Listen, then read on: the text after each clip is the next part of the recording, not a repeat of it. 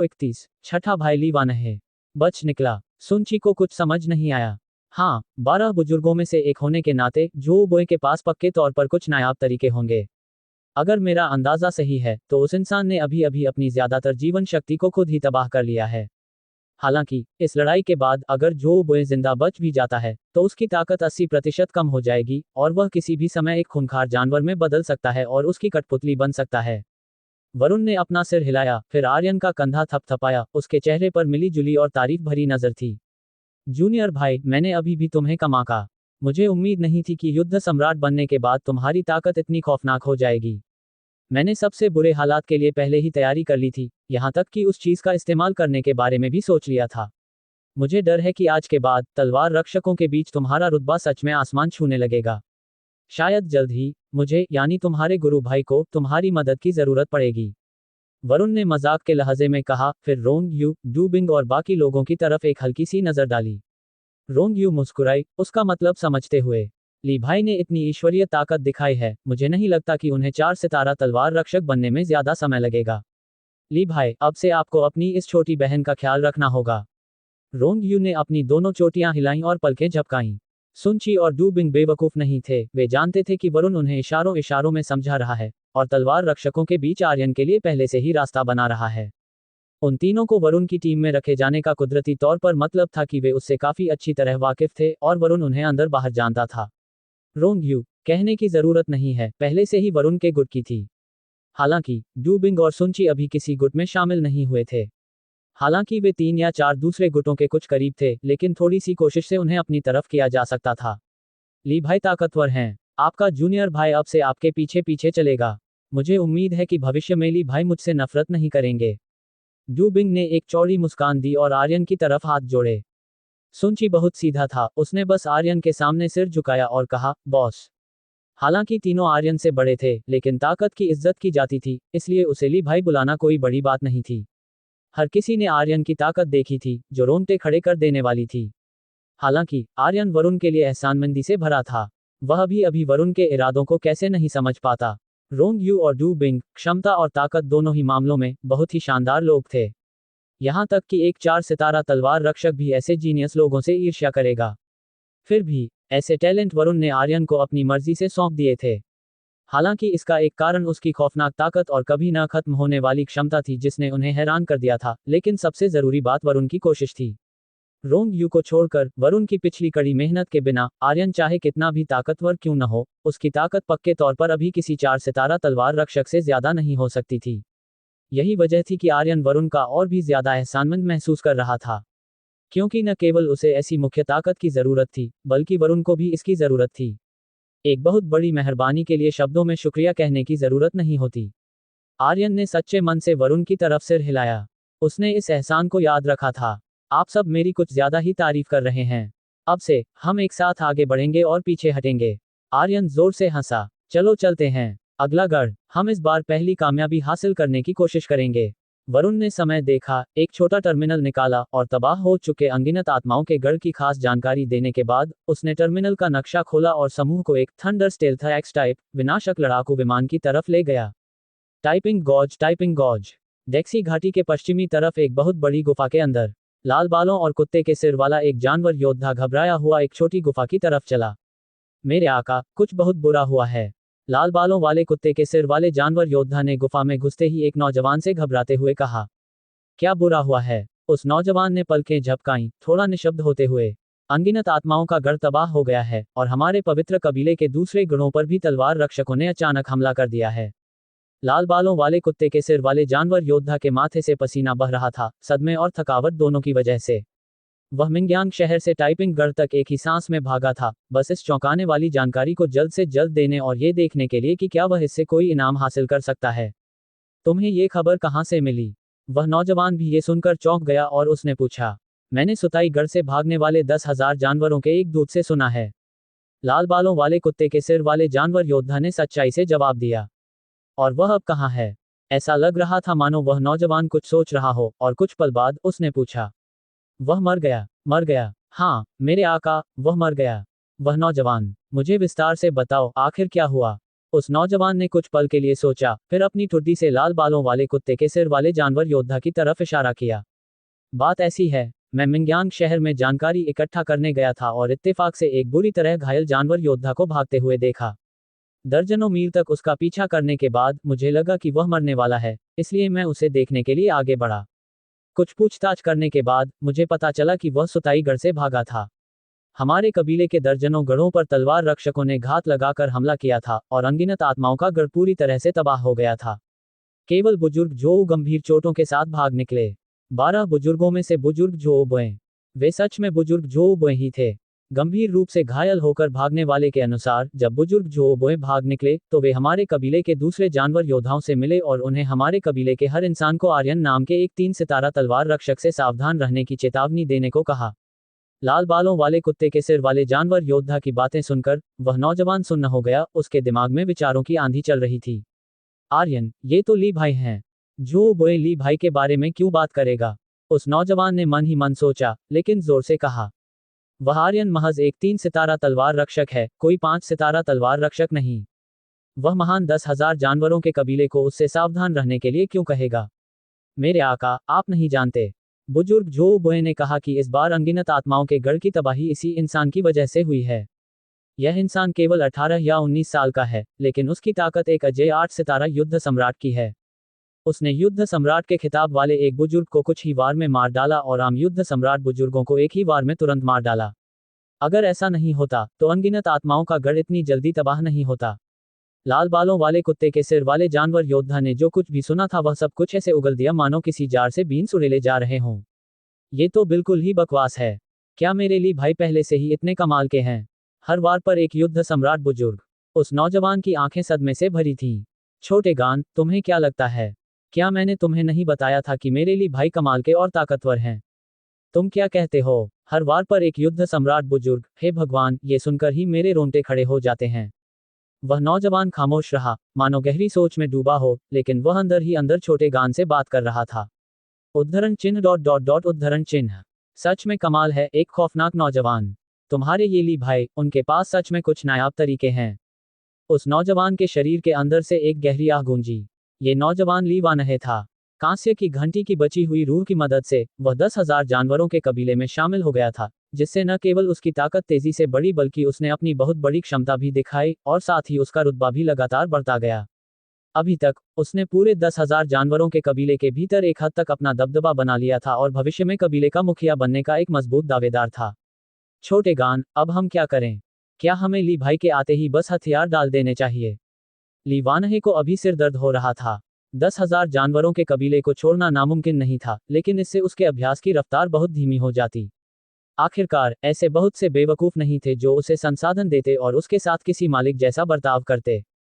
क्या तुम पागल हो गए हो? तुम्हारे लिए भाई के अलावा क्या तुम्हें लगता है कि दूसरे तलवार रक्षक तुम पर भरोसा करेंगे, तुम्हें जाने देंगे? कांस्य की घंटी की बची हुई रूह थोड़ी निशब्द थी। ये सच है, तो फिर हम क्या करें? क्या हमें भाग जाना चाहिए और धूल बैठने के बाद वापस आना चाहिए? ली वानहे ने अपना सिर खुजलाते हुए आगे कहा, हमें पक्के तौर पर भागना होगा। न भागने का मतलब है मौत, लेकिन हमें अभी भी यह सोचना होगा कि कैसे बचा जाए। असल में मुझे लगता है कि यह एक मौका है। कांस्य की घंटी की बची हुई रूह ने कहा, हम इसके बारे में सोचो। चून की तलवार रक्षक 10,000 जानवरों के कबीले के गढ़ों पर इतने बड़े पैमाने पर अचानक हमला कर रहे हैं, इसलिए 10,000 जानवरों का कबीला अभी बुरी तरह से कमजोर हो गया होगा और उनके पास लोगों की कमी होगी। क्या ये हमारे लिए ऊपर चढ़ने का मौका नहीं है? ली वानहे को थोड़ा उलझन में देखकर कांस्य की घंटी की बची हुई रूह ने खुशी से समझाया, ओह, ये बात सही है। छोटे गान, तुम अभी भी सबसे समझदार हो। ली वानहे ऐसा लग रहा था मानो वह उसे पाकर खुद को खुशकिस्मत समझ रहा हो।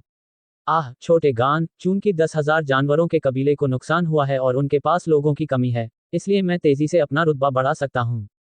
कैसा रहेगा अगर हम आग में घी डालें और 10,000 जानवरों के कबीले के हालात और भी बदतर कर दें? ली वानहे ने अचानक चमकती आंखों और उत्साह के साथ कहा, तुम सच में एक बदमाश हो, लेकिन मुझे ये पसंद है। कांस्य की घंटी की बची हुई रूह कुछ पल के लिए रुकी और फिर जोर से हंस पड़ी। मुझे पता था, मैं भी बहुत ताकतवर हूँ। ली वानहे ने थोड़ा घमंड से सिर हिलाया। खांसी, तुमने बहुत अच्छा काम किया है। मैं तुम्हें इसके लिए इनाम दूंगा। यहाँ आओ, मुझे तुम्हें कुछ जरूरी बातें बतानी हैं। सोचने का नाटक करते हुए लीवानहे ने अचानक लाल बालों वाले कुत्ते के सिर वाले जानवर योद्धा की तरफ हाथ हिलाया।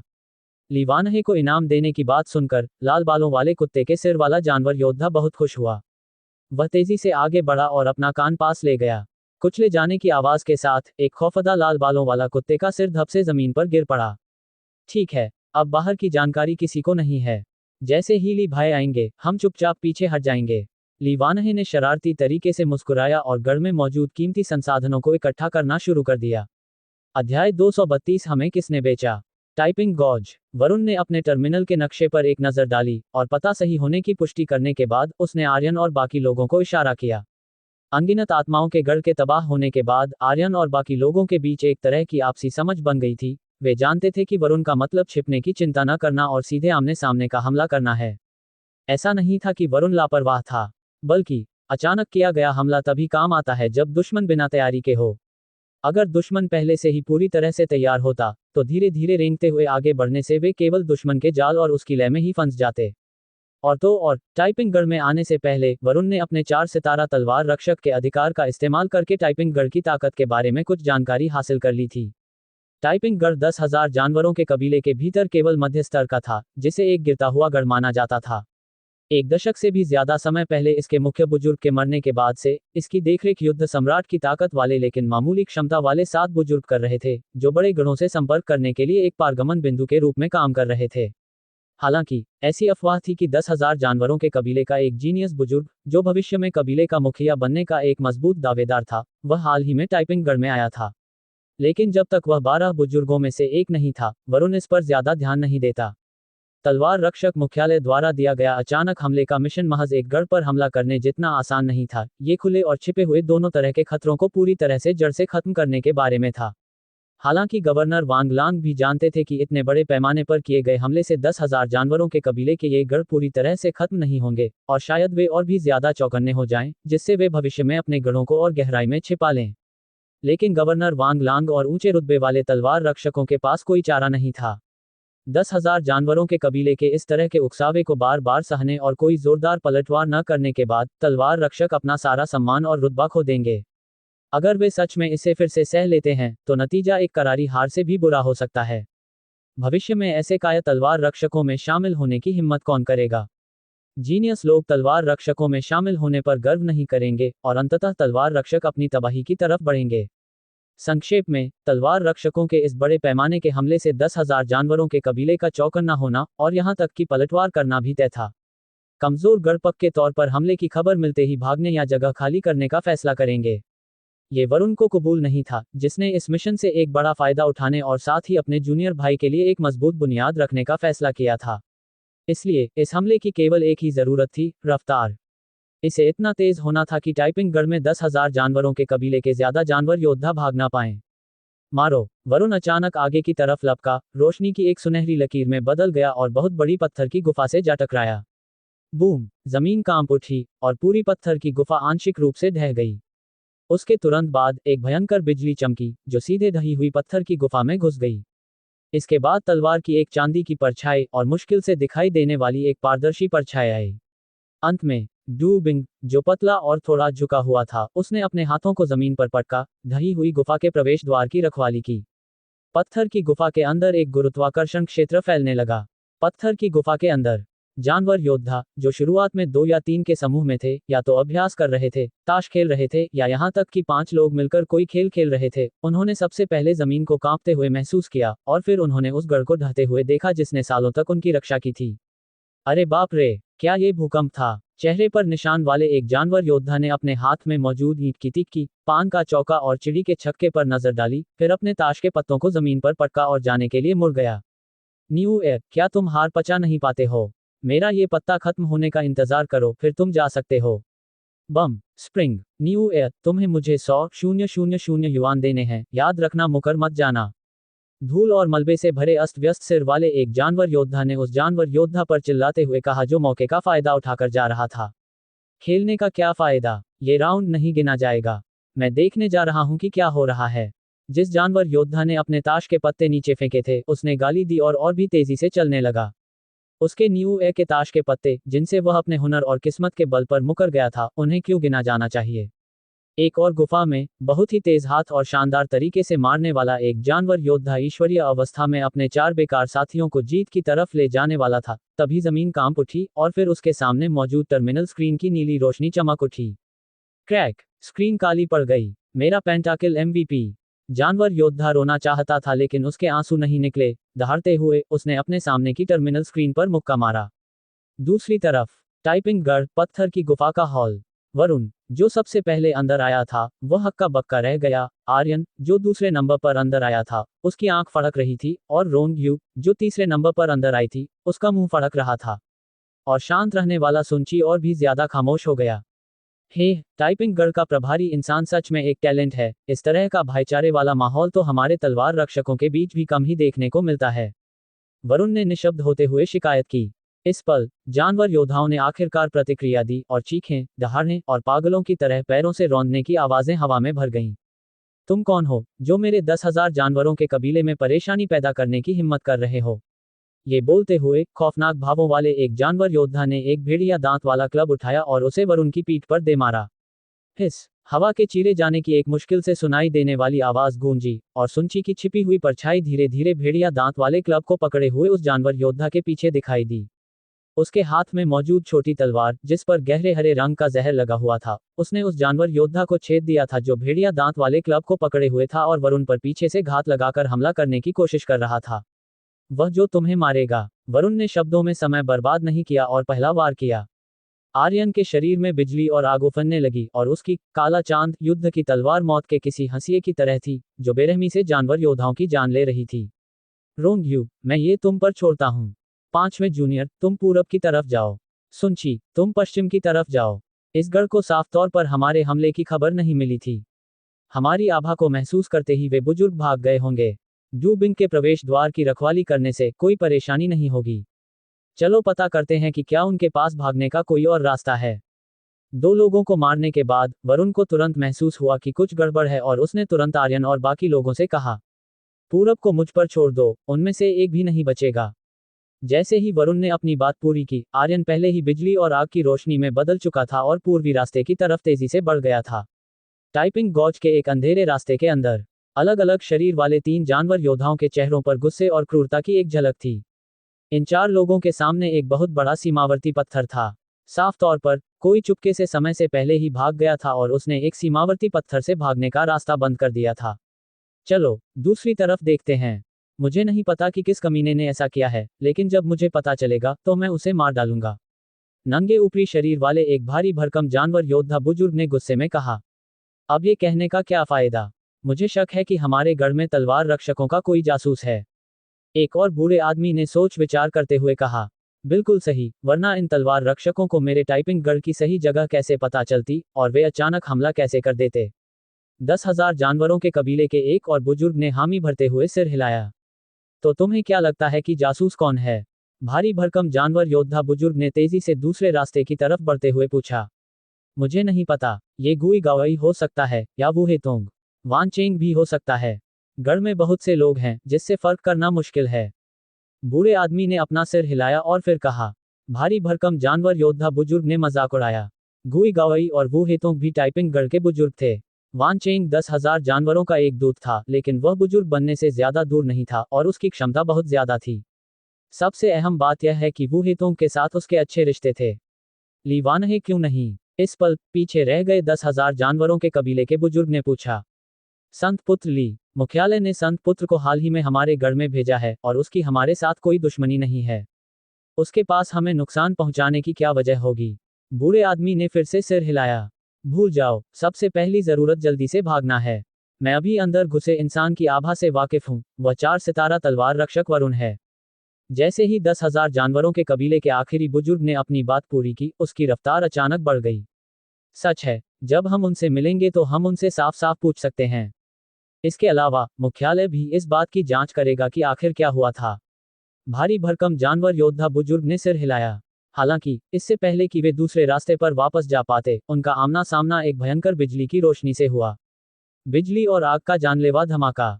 आर्यन ने लगातार 3 बार वार किया। आग जैसी लाल बिजली की रोशनी उसकी काला चांद युद्ध की तलवार की धार पर लगातार चमक रही थी, साथ ही जलती हुई हवा की एक तेज बदबू भी आ रही थी। तीन भयंकर बिजली की रोशनियां उसकी तरफ आ रहे तीन लोगों से टकराईं। जानवर में बदलना, फौलादी हड्डियां, सफेद सारस के फैले हुए पंख। घुप अंधेरे रास्ते के अंदर तीन गुस्से से भरी दहाड़ें एक साथ गूंजी। बूम बूम बूम, तीन भयंकर धमाकों की आवाजें आईं। शुरुआत में घुप अंधेरा दिखने वाला रास्ता पल भर में ही बिजली और आग की चमक से रोशन हो गया। चट्टान के टुकड़े उछले और बिजली की चिंगारियां और आग की लपटें लगातार फटती रहीं। पफ्ट, लानत है, भागो, इस इंसान के पास 8 सितारा युद्ध सम्राट की ताकत है। खून थूकने, गालियां देने और घबराने की आवाजें एक साथ गूंजी। भागो, भागे किस लिए? पीछे का रास्ता बंद है और ये लड़का सामने खड़ा है। हम कैसे भाग सकते हैं? मारो, अब हमारे पास यही एक रास्ता है कि हम तीनों मिलकर काम करें और इस लड़के को मार डालें। भारी भरकम जानवर योद्धा बुजुर्ग ने दहाड़ मारी और आर्यन पर बहुत बड़ी लोहे की मुट्ठियों का एक जोड़ा घुमाया। लेकिन उसे अंदर ही अंदर बुरा लग रहा था। रास्ते जैसी इतनी संकरी जगह मिलकर हमला करने के लिए कैसे सही हो सकती है? उस बूढ़े आदमी के लिए तो यह और भी कम सही थी, जो सारस के आकार के खूंखार जानवर के साथ जुड़ गया था। आर्यन ने ठंडेपन से खर्राटे लिए 10,000 को रोकने वाले किसी अकेले इंसान की तरह उसने हैरान और गुस्से में भरे समूह पर एक के बाद एक वार किए।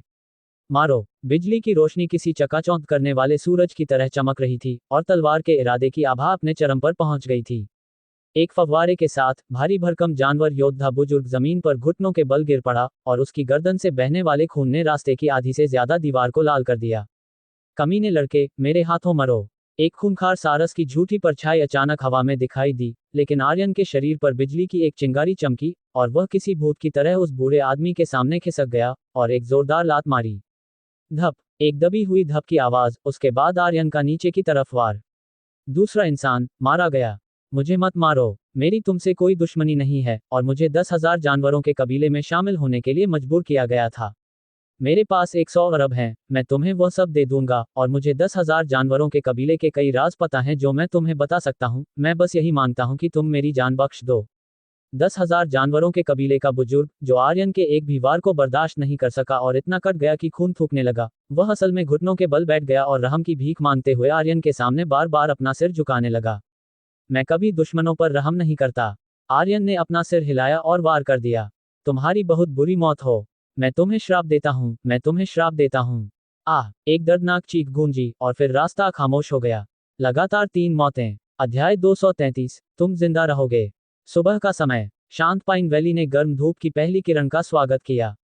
आर्यन खून से सने एक बहुत बड़े पत्थर के सहारे टिका हुआ था और बहुत ही शांत सुबह के सूरज को अपनी आंखें सिकोड़कर देख रहा था। रोंग यू भी आर्यन के बगल में बैठी थी, उसके खूबसूरत चेहरे को देखते हुए कुछ ख्यालों में खोई हुई थी। डू बिंग ने उच्च श्रेणी के सूखे मांस के कई पैकेट निकाले, 2 रोंग यू की तरफ फेंके और एक सुनची की तरफ, जो पहले से ही आंखें बंद करके लेटा हुआ था। जहां तक वरुण की बात है, वह शायद आसपास गश्त लगाने और पहरा देने गया था, ताकि बाकी लोगों को आराम करने का कुछ समय मिल सके।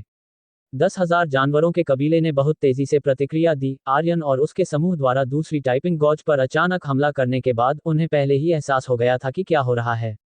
उन्होंने तेजी से हत्यारे दस्ते बनाए और तलवार रक्षकों के अलग अलग गणों पर हमले शुरू कर दिए।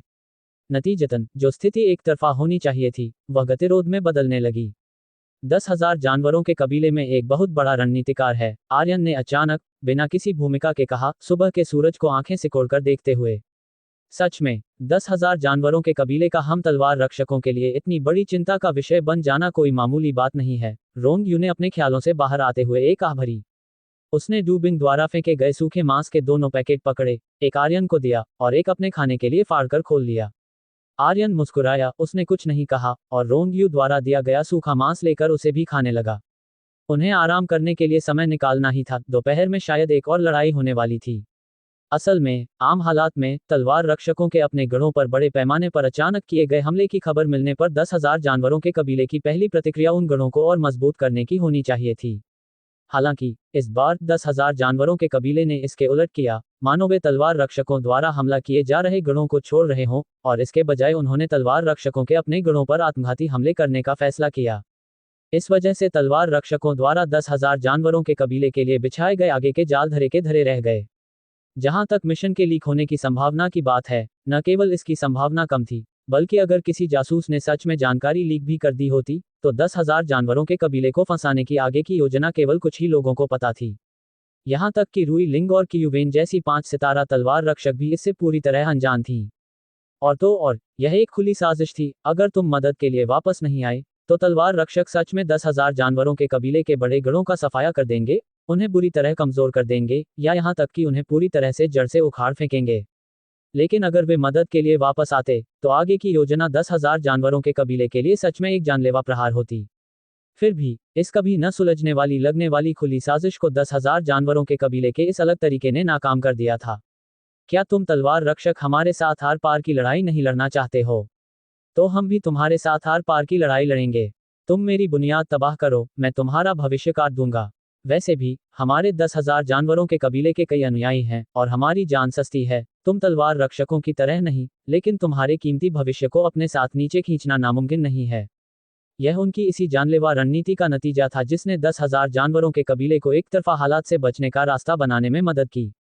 हालांकि कुल मिलाकर तलवार रक्षकों ने शानदार नतीजे हासिल किए और एक बड़ा फायदा भी बनाए रखा, लेकिन तलवार रक्षकों के बड़े गढ़ों और यहां तक कि उनके मुख्यालय पर भी 10,000 जानवरों के कबीले ने कई बार छापा मारा। आर्यन ने 10,000 जानवरों के कबीले की काबिलियत को मानते हुए भी इस पर ज्यादा ध्यान नहीं दिया। वह उलझन में था। वह सोच रहा था कि टाइपिंग गढ़ पर छापे के दौरान ऐसा कौन सा बेशर्म इंसान था जो न केवल चुपके से भाग गया बल्कि उसने सीमा काटने वाले पत्थरों से भागने के सभी रास्ते भी बंद कर दिए थे, जिससे आर्यन और उसके समूह को बर्तन में फंसे कछुए आसानी से शिकार करने का मौका मिल गया। आच्छू लीवानहे, जो पहले ही भागकर 10,000 जानवरों के कबीले के मुख्यालय वापस आ गया था, वह छींकने से खुद को नहीं रोक पाया। अजीब है, मेरी अभी की ताकत के साथ मुझे जुकाम तो नहीं होना चाहिए, है ना? लीवानहे ने अपनी खुजलाती हुई नाक को चुटकी से पकड़ा और अपना सिर सहलाया। पाइन वैली, फ्रंट स्टोन बीच। वरुण के चेहरे के भाव कुछ गंभीर थे। जब उसने आर्यन और बाकी लोगों को आराम करने दिया और अपनी गश्त लगाई, तो वह दूसरी टीमों और मुख्यालय के साथ भी लगातार खुफिया जानकारी साझा कर रहा था। ताज़ा जानकारी से पता चला था कि 10,000 जानवरों के कबीले ने बड़े पैमाने पर पीछे हटना शुरू कर दिया है, लेकिन उनके आत्मघाती हमले और भी ज्यादा होने लगे थे। यहाँ तक कि 2 8 सितारा युद्ध सम्राट बुजुर्गों और 6 सितारा युद्ध सम्राट की ताकत वाले 4-10,000 जानवरों के कबीले के बुजुर्गों द्वारा एक आत्मघाती अचानक हमला भी किया गया था। हालांकि तलवार रक्षकों के लिए कुछ युद्ध सम्राटों के अचानक किए गए हमलों को कोई बड़ी बात नहीं माना जाता था, लेकिन एक 8 सितारा युद्ध सम्राट और एक 6 सितारा युद्ध सम्राट की ताकत 10,000 जानवरों के कबीले को दर्द का एहसास कराने के लिए काफी थी। फिर भी बिल्कुल यही हुआ था, और यह जानवर योद्धाओं के साथ हुआ था जो आमतौर पर बहुत ही स्वार्थी होते थे और केवल अपने बारे में सोचते थे।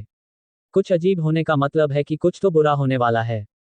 तलवार रक्षकों के ऊंचे अधिकारी समझ गए थे और वरुण भी समझ गया था, खास तौर पर युद्ध के ऐसे नाजुक समय में। अभी अभी की ताज़ा खबर, 2 चरम युद्ध सम्राटों और 4-6 सितारा युद्ध सम्राटों ने मुख्यालय पर एक आत्मघाती अचानक हमला किया है।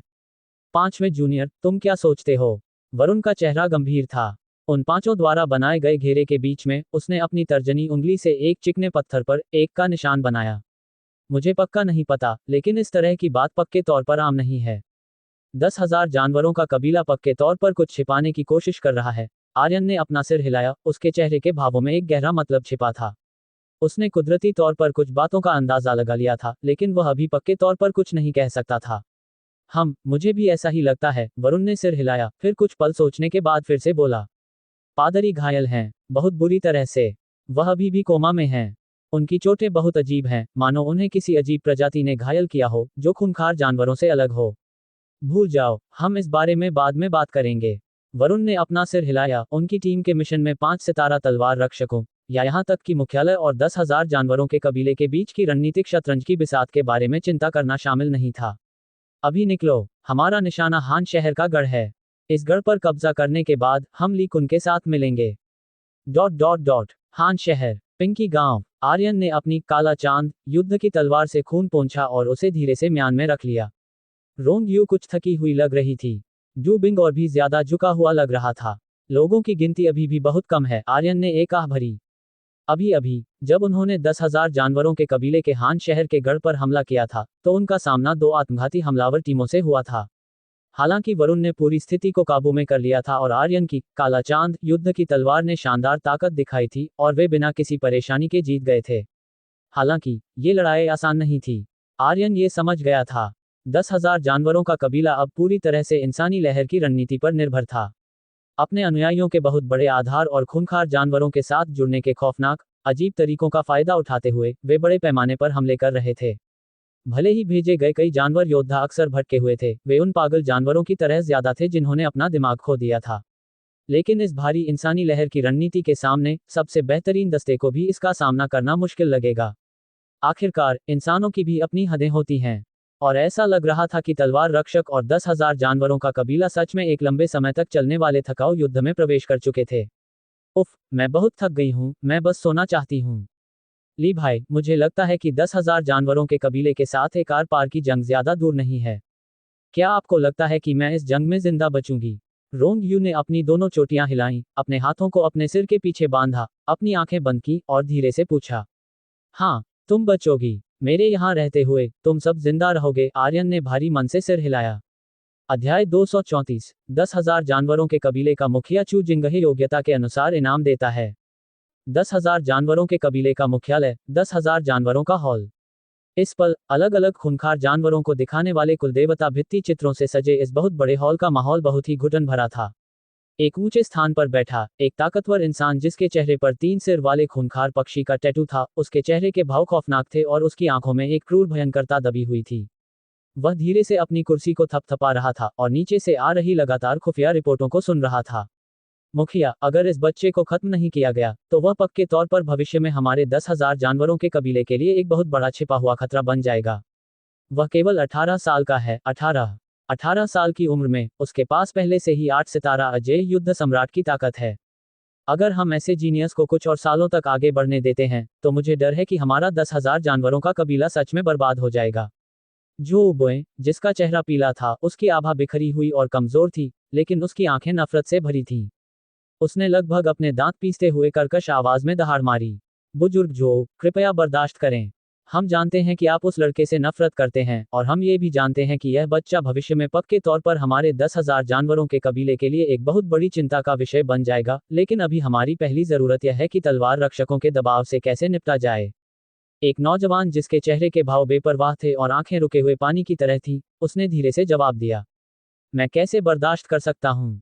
तुमने अपनी आंखों से नहीं देखा, तुम बस यह नहीं जानते कि यह बच्चा कितना खौफनाक है।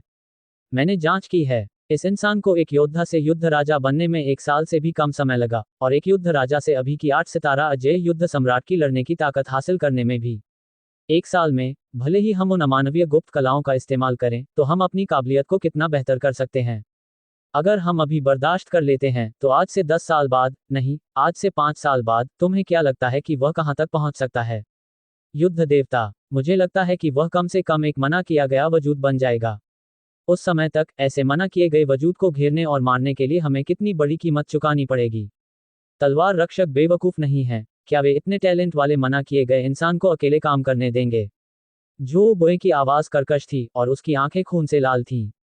उसकी अभी की ताकत पहले जैसी नहीं थी।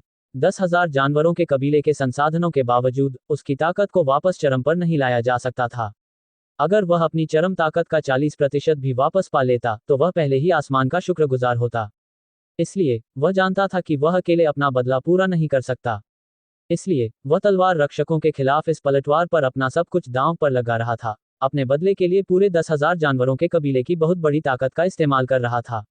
जाहिर है, वह सच में 10,000 जानवरों के कबीले के भविष्य के बारे में सोच रहा था। महज एक युद्ध सम्राट, क्या आगे बढ़ना इतना मुश्किल है? मुझे लगता है कि तुम, जो बोए, बस डर के मारे अपना होश खो बैठे हो।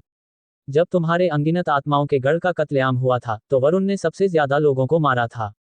ऐसा कैसे हो सकता है कि मैं तुम्हें वरुण से बदला लेने के बारे में बात करते हुए नहीं सुन रहा हूँ? हॉल के बिल्कुल दाईं तरफ बैठा नीले चोगे वाला जानवर योद्धा नौजवान ठंडेपन से खर्राटे भरते हुए मजाक उड़ाने लगा। 12 बुजुर्गों में से जो बोए और उसके बीच सबसे ज्यादा दुश्मनी थी, और वे उप मुखिया के पद के लिए मुकाबला करने वाले पुराने दुश्मन भी थे। अब जब उसने जो बोए की दयनीय हालत देखी तो उसे बहुत खुशी हुई और वह अपने पुराने दुश्मन के घावों पर नमक छिड़कने के लिए और भी ज्यादा तैयार था। तुम बकवास कर रहे हो। मुझे लगता है कि तुम्हारे इरादे बुरे हैं और तुम नहीं चाहते कि हमारा कबीला फले फूले। मुझे बताओ, क्या तुम तलवार रक्षकों के जासूस हो? वरना वे हमारे गढ़ के इतने सारे राज कैसे जान सकते हैं और रातों रात अचानक हमला करने में कैसे कामयाब हो सकते हैं? जो बोए की आंखें नफरत से भरी थीं क्योंकि उसने रोंगटे खड़े कर देने वाले लहजे में पूछा। तुम? जैसे ही नीले चोगे वाला जानवर योद्धा नौजवान कुछ कहने वाला था, उसने देखा कि ऊंचे स्थान पर बैठा खौफनाक भावों वाला ताकतवर इंसान उन्हें चुप कराने के लिए हाथ उठा रहा है। तुम दोनों, कम बोलो। हम आर्यन के मामले पर बाद में बात करेंगे। बुजुर्ग जो, बेफिक्र रहें, चाहे आपके लिए हो या हमारे पवित्र 10,000 जानवरों के कबीले के लिए। मैं कबीले का मुखिया चू जिंगहे इस बच्चे को आज नहीं तो कल मार ही दूंगा। बस अभी सही समय नहीं आया है, और हम एक छोटे से फायदे के लिए बड़ी तस्वीर को नहीं भूल सकते। खौफनाक भावों वाले उस ताकतवर इंसान ने देखा कि हालांकि जो बोए की आंखें अभी भी गुस्से से भरी थीं, लेकिन वह अब कुछ नहीं बोल रहा था। इसलिए उसने धीरे से सिर हिलाया और फिर से बोलने के लिए मुड़ा। कुछ वजहों से तलवार रक्षकों के साथ हमारी आखिरी लड़ाई के समय को कुछ समय के लिए टालना होगा। जैसे ही ये शब्द बोले गए, पूरा 10,000 जानवरों का हॉल हंगामे से भर गया, और कई जानवर योद्धाओं ने अपनी उलझन जाहिर की। मुखिया, क्यों? क्या सिर्फ इसलिए कि हम पिछले कुछ दिनों की लड़ाइयों में जीतने से ज्यादा हारे हैं? क्या हम डरे हुए हैं? 10,000 जानवरों के कबीले के एक बुजुर्ग ने, जिसका चेहरा बिगड़ा हुआ था, केवल एक आंख थी और एक हाथ था, उलझन में पूछा। नहीं, मैं तुम्हें बाद में इसे विस्तार से समझाऊंगा। अब हर कोई अपने छापों की रफ्तार धीमी करें और ताकत इकट्ठा करें। मैं अभी हर किसी से केवल यही वादा कर सकता हूं कि जब समय आएगा तो हमारा 10,000 जानवरों का कबीला पक्के तौर पर तलवार रक्षकों को भारी कीमत चुकाने पर मजबूर करेगा। 10,000 जानवरों के कबीले के मुखिया चू जिंगहे ने खौफनाक भावों के साथ पक्के इरादे से कहा। फिर उसने अपना हाथ हिलाया। हर कोई बिखर जाओ।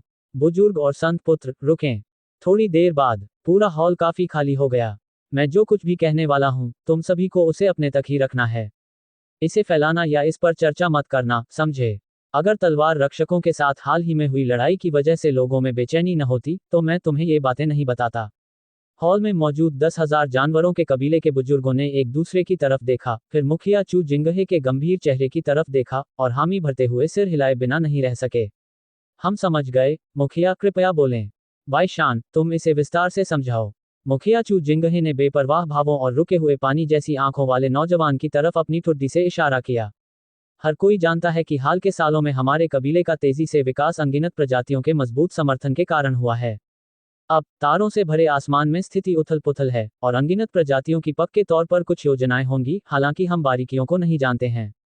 हम केवल इतना जानते हैं कि अनगिनत प्रजातियों ने आसमान को धोखा देने और समुद्र को पार करने के लिए एक भारी कीमत चुकाई है, और अनगिनत प्रजातियों से अपने स्वर्ग के चुने हुए लोगों को पैतृक तारे पर लाए हैं। लेकिन जिस दिन हमारे पवित्र कबीले के उप मुखिया यिन यूशिंग की मौत हुई, किसी अनजान वजह से उन्होंने अनगिनत प्रजातियों के स्वर्ग के चुने हुए लोगों को अपनी मोहरों को मजबूत करने पर मजबूर कर दिया, जिससे उनके पूरी तरह से नीचे आने में देरी हुई। और उन्होंने हमें आसमान को धोखा देने के एक तरीके का इस्तेमाल करके उनके वजूद को पूरी तरह से छिपाने के लिए कहा। भाई शान के होंठ एक गहरे मतलब वाली मुस्कान में मुड़ गए जब उसने नीचे बैठे 10,000 जानवरों के कबीले के बुजुर्गों और संत पुत्रों से बात की। पूरे 10,000 जानवरों के कबीले के रणनीतिक मास्टरमाइंड के रूप में वह कुदरती तौर पर कुछ अंदाजा लगाने के काबिल था। यहां तक कि यिन यूशिंग का सामने आना भी उसी के जानबूझकर दिए गए मार्गदर्शन के कारण था। हालांकि उसे उम्मीद नहीं थी कि यिन यूशिंग इतना बड़ा हंगामा खड़ा करेगा, और न ही उसे उम्मीद थी कि यिन यूशिंग इसके लिए मर जाएगा। तो बात ऐसी है, यह असल में अनगिनत प्रजातियों के स्वर्ग के चुने हुए लोगों का नीचे आना है। तो क्या हमारा पवित्र 10,000 जानवरों का कबीला आसमान में नहीं उड़ेगा? हर किसी ने अलग अलग तरह से प्रतिक्रिया दी। कुछ को अचानक एहसास हुआ, कुछ सोच विचार कर रहे थे, और दूसरों की आंखें चमक रही थीं, जो साफ तौर पर अनगिनत प्रजातियों के स्वर्ग के चुने हुए लोगों के प्रति अपनी वफादारी का संकल्प लेने का इरादा रखते थे। लीवान है, जो भीड़ में छिपा हुआ कुछ हद तक नजरों से ओझल था, उसने सिर हिलाया और अपने दिमाग में छोटे गान से बात करने लगा। छोटे गान, क्या तुम्हें लगता है कि मुझे ये खबर ली भाई तक पहुंचा देनी चाहिए? छोटे गान, तुम्हें क्या लगता है कि अनगिनत प्रजातियों के स्वर्ग के चुने हुए लोग कैसे दिखते हैं?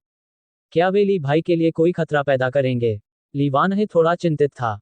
चिंता करने की कोई जरूरत नहीं है। कांस्य की घंटी की बची हुई रूह ने धीरे से बोलने से पहले लंबे समय तक सोचा। Dot dot dot dot dot dot dot dot dot dot dot dot dot dot dot. तलवार रक्षक मुख्यालय। विशाल क्रिस्टल से तराशे गए बहुत बड़े किले के अंदर गवर्नर वांग लांग ने तलवार रक्षकों की तरफ देखा, जो थके हुए लग रहे थे, लेकिन उनका बर्ताव पहले से कहीं ज्यादा शानदार था, और संतुष्टि के साथ सिर हिलाया। बहुत बढ़िया, हर किसी ने इस दौरान कड़ी मेहनत की है। हालांकि 10,000 जानवरों का कबीला लगातार कदम उठा रहा है, लेकिन उनके पीछे हटने के साफ संकेत हैं। ये युद्ध शायद नहीं भड़केगा, लेकिन हम इस संभावना से इनकार नहीं कर सकते कि 10,000 जानवरों का कबीला किसी बड़े कदम के लिए ताकत इकट्ठा कर रहा है। इसलिए आने वाले दिनों में जब आप मिशन पर बाहर जाएं, तो आपको सावधान और चौकन्ना रहना चाहिए। Dot dot dot. गवर्नर वांग लांग ने कुछ शब्दों के साथ हर किसी का हौसला बढ़ाया, और फिर अपनी नजरें मुरोंग कियान की तरफ मोड़ने से पहले कुछ निर्देश दिए। मुरोंग कियान ने बगल से एक पुरानी पीली किताब निकाली और उसे गवर्नर वांग लांग को सौंप दिया। मैंने इन दिनों के दौरान आपकी सभी योग्यताओं को दर्ज किया है। ये किताब द क्रॉनिकल ऑफ ग्लोरी, जो तलवार रक्षकों के बनने के समय से चली आ रही है, इस पर आपके नाम लिखे हैं और आपके महान कामों को एक एक करके दर्ज किया गया है। आर्यन, तुमने इस मिशन में सबसे बड़ा योगदान दिया है। तुमने 10,000 जानवरों के कबीले के 4 गढ़ों पर छापा मारा, 3,821 योद्धा गुर्गों को मारा, 764 युद्ध राजा, 10,000 जानवरों के दूतों को मारा, 16 6 सितारा युद्ध सम्राटों को मारा और 4 खिताब वाले युद्ध सम्राटों को मारा। हमारे तलवार रक्षक मुख्यालय द्वारा एक साथ की गई चर्चा के बाद हम तुम्हें खास तौर पर एक टोकन का इनाम देते हैं जो सभी एस रैंक की युद्ध तकनीकों तक पहुंच देता है। हमें उम्मीद है कि तुम लगातार कोशिश करते रहोगे और हमारी कड़ी मेहनत को नीचा नहीं दिखाओगे या धोखा नहीं दोगे। गवर्नर वांग लांग ने आर्यन को तारीफ के साथ देखते हुए मुस्कुराया। हालांकि पूरा तलवार रक्षक मुख्यालय हॉल सदमे और ईर्ष्या से भर गया था। अध्याय 235, हवा और बिजली, 5 बड़े कॉलेजों का टूर्नामेंट। क्या सच में आर्यन ने 16 6 सितारा युद्ध सम्राटों को मार डाला, और यहां तक कि 4 खिताब वाले युद्ध सम्राटों को भी? एक 3 सितारा तलवार रक्षक की आंखें चौड़ी हो गईं, उसे कुछ हद तक यकीन नहीं हो रहा था। वह उन तलवार रक्षकों में से एक था जिन्होंने ऊर्जा का अभिषेक लिया था और आर्यन के अतीत के बारे में थोड़ा बहुत जानता था। लेकिन फिर भी वह आर्यन को केवल एक उच्च स्तर का युद्ध सम्राट ही मानता था। उसने कभी नहीं सोचा था कि आर्यन भयंकर रूप से 20 युद्ध सम्राटों और सैकड़ों युद्ध राजाओं को मार डालेगा। ये झूठ कैसे हो सकता है? तुम सुनची को जानते हो, है ना? मैंने सुना है कि उस इंसान ने असल में आर्यन को अपना बॉस मान लिया है। सुनची जैसा घमंडी इंसान उसे बॉस मान रहा है, तो ये सच ही होगा। एक और 3 सितारा तलवार रक्षक भी उतना ही हैरान था। हालांकि उसने परीक्षा में हिस्सा नहीं लिया था, लेकिन सुनची से उसकी थोड़ी बहुत जान पहचान थी। तस्क तसिक, वरुण सच में बहुत खुशकिस्मत है। 4 सितारा तलवार रक्षक लीकुन का लहजा थोड़ा कड़वा था। वह उन कुछ लोगों में से एक था जिन्होंने सच में आर्यन को तलवार रक्षकों में शामिल होने से लेकर शोहरत की बुलंदियों तक पहुंचते हुए देखा था। कितना समय हुआ था, फिर भी आर्यन ने इतने शानदार नतीजे हासिल कर लिए थे और उसकी ताकत और भी ज्यादा बढ़ गई थी। जिस बात ने उसे और भी ज्यादा कड़वा बना दिया वह थी सभी एसएस श्रेणी की युद्ध तकनीकों को देखने का खास अधिकार। उसने भी तलवार रक्षकों के लिए बहुत काम किया था, लेकिन उसे केवल एक एसएस श्रेणी की युद्ध तकनीक को देखने का अधिकार मिला था। कौन कहता है कि नहीं? यह आर्यन, तस्क तसिक, वह कमाल का है। रंगे हुए पीले बालों वाले एक 4 सितारा तलवार रक्षक की आंखें ईर्ष्या से भरी थीं। वह एक युद्ध देवता था। 20 युद्ध सम्राटों की तो बात ही छोड़िए, कुछ समय दिया जाए तो वह और भी ज्यादा युद्ध सम्राटों को मार सकता था। इसलिए उसे आर्यन की ताकत या उसकी कामयाबियों से ईर्ष्या नहीं थी, बल्कि उसके भविष्य से थी। ये साफ तौर पर बता रहा था कि वह एक बहुत बड़ा इंसान बनेगा, जो भविष्य में तलवार रक्षकों के मुखिया पद के उम्मीदवारों में से एक होगा। सभी एसएस श्रेणी की युद्ध तकनीकों को देखने का खास अधिकार, वाह! जूनियर भाई, बधाई हो। वरुण की आंखें भी उत्साह से भरी थीं। वहां मौजूद हर कोई एक एसएस श्रेणी की युद्ध तकनीक की बहुत बड़ी कीमत जानता था, और सभी एसएस श्रेणी की युद्ध तकनीकों को देखने का खास अधिकार, वह तो पैसों की कीमत से भी परे था। पैसे तो कभी भी कमाए जा सकते थे, लेकिन एसएस श्रेणी की युद्ध तकनीकें, उन्हें पैसे या ताकत से नहीं खरीदा जा सकता था। ये देखते हुए कि तलवार रक्षक कितने समय से बने हुए थे, इतने सारे जीनियस लोगों और सबसे बेहतरीन लड़ाकू ताकतों को इकट्ठा करते हुए, यह अंदाजा लगाना आसान था कि उन्होंने कितनी एसएस श्रेणी की युद्ध तकनीकें इकट्ठी की होंगी। यहां तक कि पूरी एसएस श्रेणी की युद्ध तकनीक, बिजली विनाशवार, भी उनके खजाने में शामिल थी। बधाई हो। अचानक चमड़े के कपड़े पहने और अपने बालों को एक चोटी में बांधे मुरोंग कियान ने आर्यन की तरफ सिर हिलाया और उसे बधाई दी। इस नज़ारे ने एक बार फिर हॉल में मौजूद हर किसी को हौंफने पर मजबूर कर दिया। उनके चेहरे अविश्वास से भरे थे, और यहां तक कि गवर्नर वांग लांग भी थोड़े हैरान थे। यह मुरोंग कियान थी, जो इतनी घमंडी थी कि लगभग हर किसी को नीचा दिखाती थी, फिर भी उसकी ताकत और टैलेंट इतना ज्यादा था कि लोगों को लगता था कि उसका दूसरों को नीचा दिखाना कुदरती बात है। आह, मेरी देवी! पीछे खड़े एक तलवार रक्षक का दिल पल भर में ही टूट गया। उसकी देवी ने असल में उस पहले आदमी को आर्यन के रूप में चुना था जिसे उसने माना था। ये पहली बार था। आर्यन इस बेमिसाल खूबसूरत, बर्फ जैसी ठंडी सुंदरी के बारे में कुछ नहीं जानता था। उसने महज सिर हिलाया और आजादी से मुस्कुराया। इससे कुछ पुरुष तलवार रक्षकों का दिल और भी ज्यादा टूट गया। यहां तक कि आर्यन के बगल में खड़े वरुण से भी एक हल्की सी कड़वी गंध आ रही थी। अहम, ये टोकन है। आर्यन, इसे सुरक्षित रखना। इस पर तुम्हारी खास जानकारी दर्ज है, दूसरे इसका इस्तेमाल नहीं कर सकते। गवर्नर वांग लांग ने हल्के से खांसा, लगातार कड़वी गंध से भरते जा रहे हॉल को टोकते हुए, फिर आर्यन की तरफ पुराना टोकन फेंका और तलवार रक्षकों पर अपनी नजर दौड़ाई, हल्के से बात करते हुए। वह हर किसी को चेतावनी दे रहे थे कि उनके मन में कोई गलत इरादा न हो, वे आर्यन से एसएस श्रेणी की युद्ध तकनीकों को देखने का अधिकार हासिल करने की कोशिश न करें। वरना, अगर आर्यन ये टोकन हर किसी को उधार दे देता, तो क्या हर कोई एसएस श्रेणी की युद्ध तकनीकों को नहीं देख पाता? इससे सब कुछ उथल पुथल हो जाता। तलवार रक्षक मुख्यालय, लाइब्रेरी पवेलियन। आर्यन प्रदेश युद्ध कला विद्यालय के उलट, यहाँ का लाइब्रेरी पवेलियन जमीन के नीचे छिपा हुआ था। आर्यन लंबे समय तक तलवार रक्षक मुख्यालय के भूमिगत रास्तों से होते हुए गुजरा और आखिरकार एक कांसे के दरवाजे पर पहुंचा। उसने उस पुराने टोकन को कांसे के दरवाजे के सामने मौजूद तलवार के आकार के एक खाली हिस्से में रख दिया। कांसे के दरवाजे से एक मशीनी इलेक्ट्रॉनिक आवाज आई। स्कैनिंग की पहचान हो गई। अंदर आने वाला आर्यन, अनुमति एस। खास अनुमति चालू हो गई है। सभी एसएस श्रेणी की युद्ध तकनीक वाले इलाके अब देखे जा सकते हैं। जैसे ही इलेक्ट्रॉनिक आवाज खत्म हुई, कांसे का दरवाजा धीरे से चरमराते हुए खुला, जिससे चमकते हुए क्रिस्टल जड़ा एक गलियारा दिखाई दिया। गलियारे के दाईं तरफ का तीसरा दरवाजा अचानक खुला। आर्यन ने कुछ पल के लिए सोचा, फिर बिना किसी हिचकिचाहट के अंदर चला गया। ओह, कोई अंदर आया है। जैसे ही आर्यन छोटे दरवाजे में घुसा, एक बूढ़ी आवाज गूंजी और उसने अपनी कलाई पर बंधे नीले टर्मिनल को नीचे देखा। ओह, खास अनुमति। बच्चे, आराम से रहो। याद रखना, तुम केवल उन्हें देख सकते हो, तुम युद्ध तकनीकों को बाहर नहीं ले जा सकते और न ही बिना अनुमति के उन्हें फैला सकते हो। उस बूढ़े आदमी ने आर्यन की तरफ देखा भी नहीं, फिर एक मोटी किताब की तरफ अपना सिर घुमाते हुए बोला, जिसके अंदर क्या था ये किसी को नहीं पता था, और हंसने लगा। आर्यन ने सिर हिलाया, अंदर गया और एक एक करके अलमारियों में रखी किताबों को देखने लगा। Instant cloud step, heavenly roar thunder diagram, heavenly sharp poison book. एक नज़र में, यहाँ मौजूद सभी युद्ध तकनीक वाली किताबें, बिना किसी अपवाद के, एसएस श्रेणी की थी, लेकिन केवल एसएस श्रेणी की। यहाँ कोई एसएसएस श्रेणी, या यहाँ तक कि मशहूर एसएसएस श्रेणी की युद्ध तकनीकें नहीं थीं। फिर भी, आर्यन पहले से ही बहुत संतुष्ट था। वैसे भी, उसे हाल ही में ज्यादा कुछ नहीं करना था, इसलिए उसने पहली कतार की पहली किताब से ही पढ़ना शुरू कर दिया। पल पल, बादलों की आह, इच्छा, ऊर्जा, छिपा हुआ, टूटा हुआ। आर्यन बहुत ध्यान से पढ़ रहा था। बादलों पर कदम रखने और एक ही सांस में बिना कोई निशान छोड़े हजारों मील का सफर करने का नजारा लगातार उसके दिमाग में आ रहा था। ये साफ तौर पर एक एसएस श्रेणी की प्राचीन युद्ध कला की चलने की तकनीक थी। इंस्टेंट क्लाउड सटेप पढ़ने के बाद, वह कुछ पल के लिए रुका, मानो कुछ सोच रहा हो, फिर सिर हिलाया, फिर अपना सिर हिलाया, और पढ़ने के लिए अगली किताब, हेवनली रोर थंडर डायग्राम, उठा ली। वह बूढ़ा आदमी, जो ना जाने कौन सी किताब पढ़ रहा था और खुद ही हंस रहा था, उसने देखा कि आर्यन ने एक किताब नीचे रखी और दूसरी उठा ली। उसने बस एक नजर डाली और कुछ नहीं कहा, और अपने हाथ में मौजूद उस मोटी किताब में खुद को डुबोए रखा, मानो उसके पन्नों के भीतर कोई बेमिसाल सुंदरी हो। अगले कुछ दिनों और रातों तक, खाने और छोटे छोटे आराम के अलावा, आर्यन लगभग बिना सोए, किसी पागल की तरह, लाइब्रेरी पवेलियन में डूबा रहा, यहाँ मौजूद सभी एसएस श्रेणी की युद्ध तकनीकों को एक एक करके पलटता रहा। वह बूढ़ा आदमी भी एक अजीब इंसान था। उसने आर्यन को दूर नहीं भगाया, और न ही उसने खुद कुछ खाया या सोया। अपने हाथ की किताब पूरी करने के बाद, वह कहीं से एक और मोटी किताब ढूंढ लाता और पढ़ता रहता, गंदी हंसी हंसता रहता। आर्यन का दिमाग भी अलग अलग एसएस श्रेणी की युद्ध तकनीकों से भरा हुआ था, इसलिए उसके पास इस अजीब बूढ़े आदमी पर ध्यान देने की कोई ऊर्जा नहीं थी।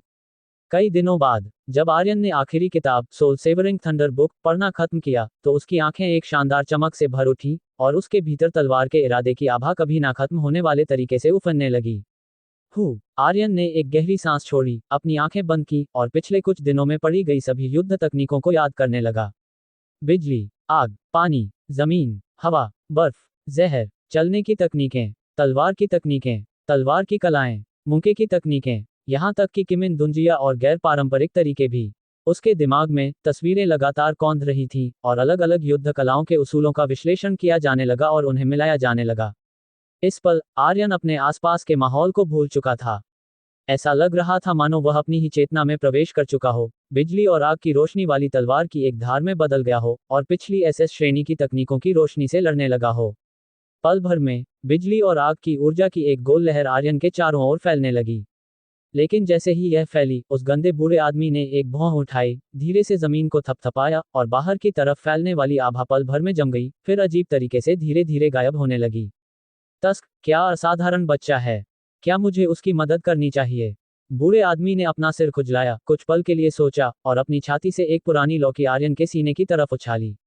वह पुरानी लौकी आर्यन के सीने के संपर्क में आते ही उसके शरीर में समा गई, मानो वह कभी थी ही नहीं। इस पल आर्यन के सीने पर मौजूद 10,000 जानवरों का मोती हिला, लेकिन जल्दी ही फिर से शांत हो गया।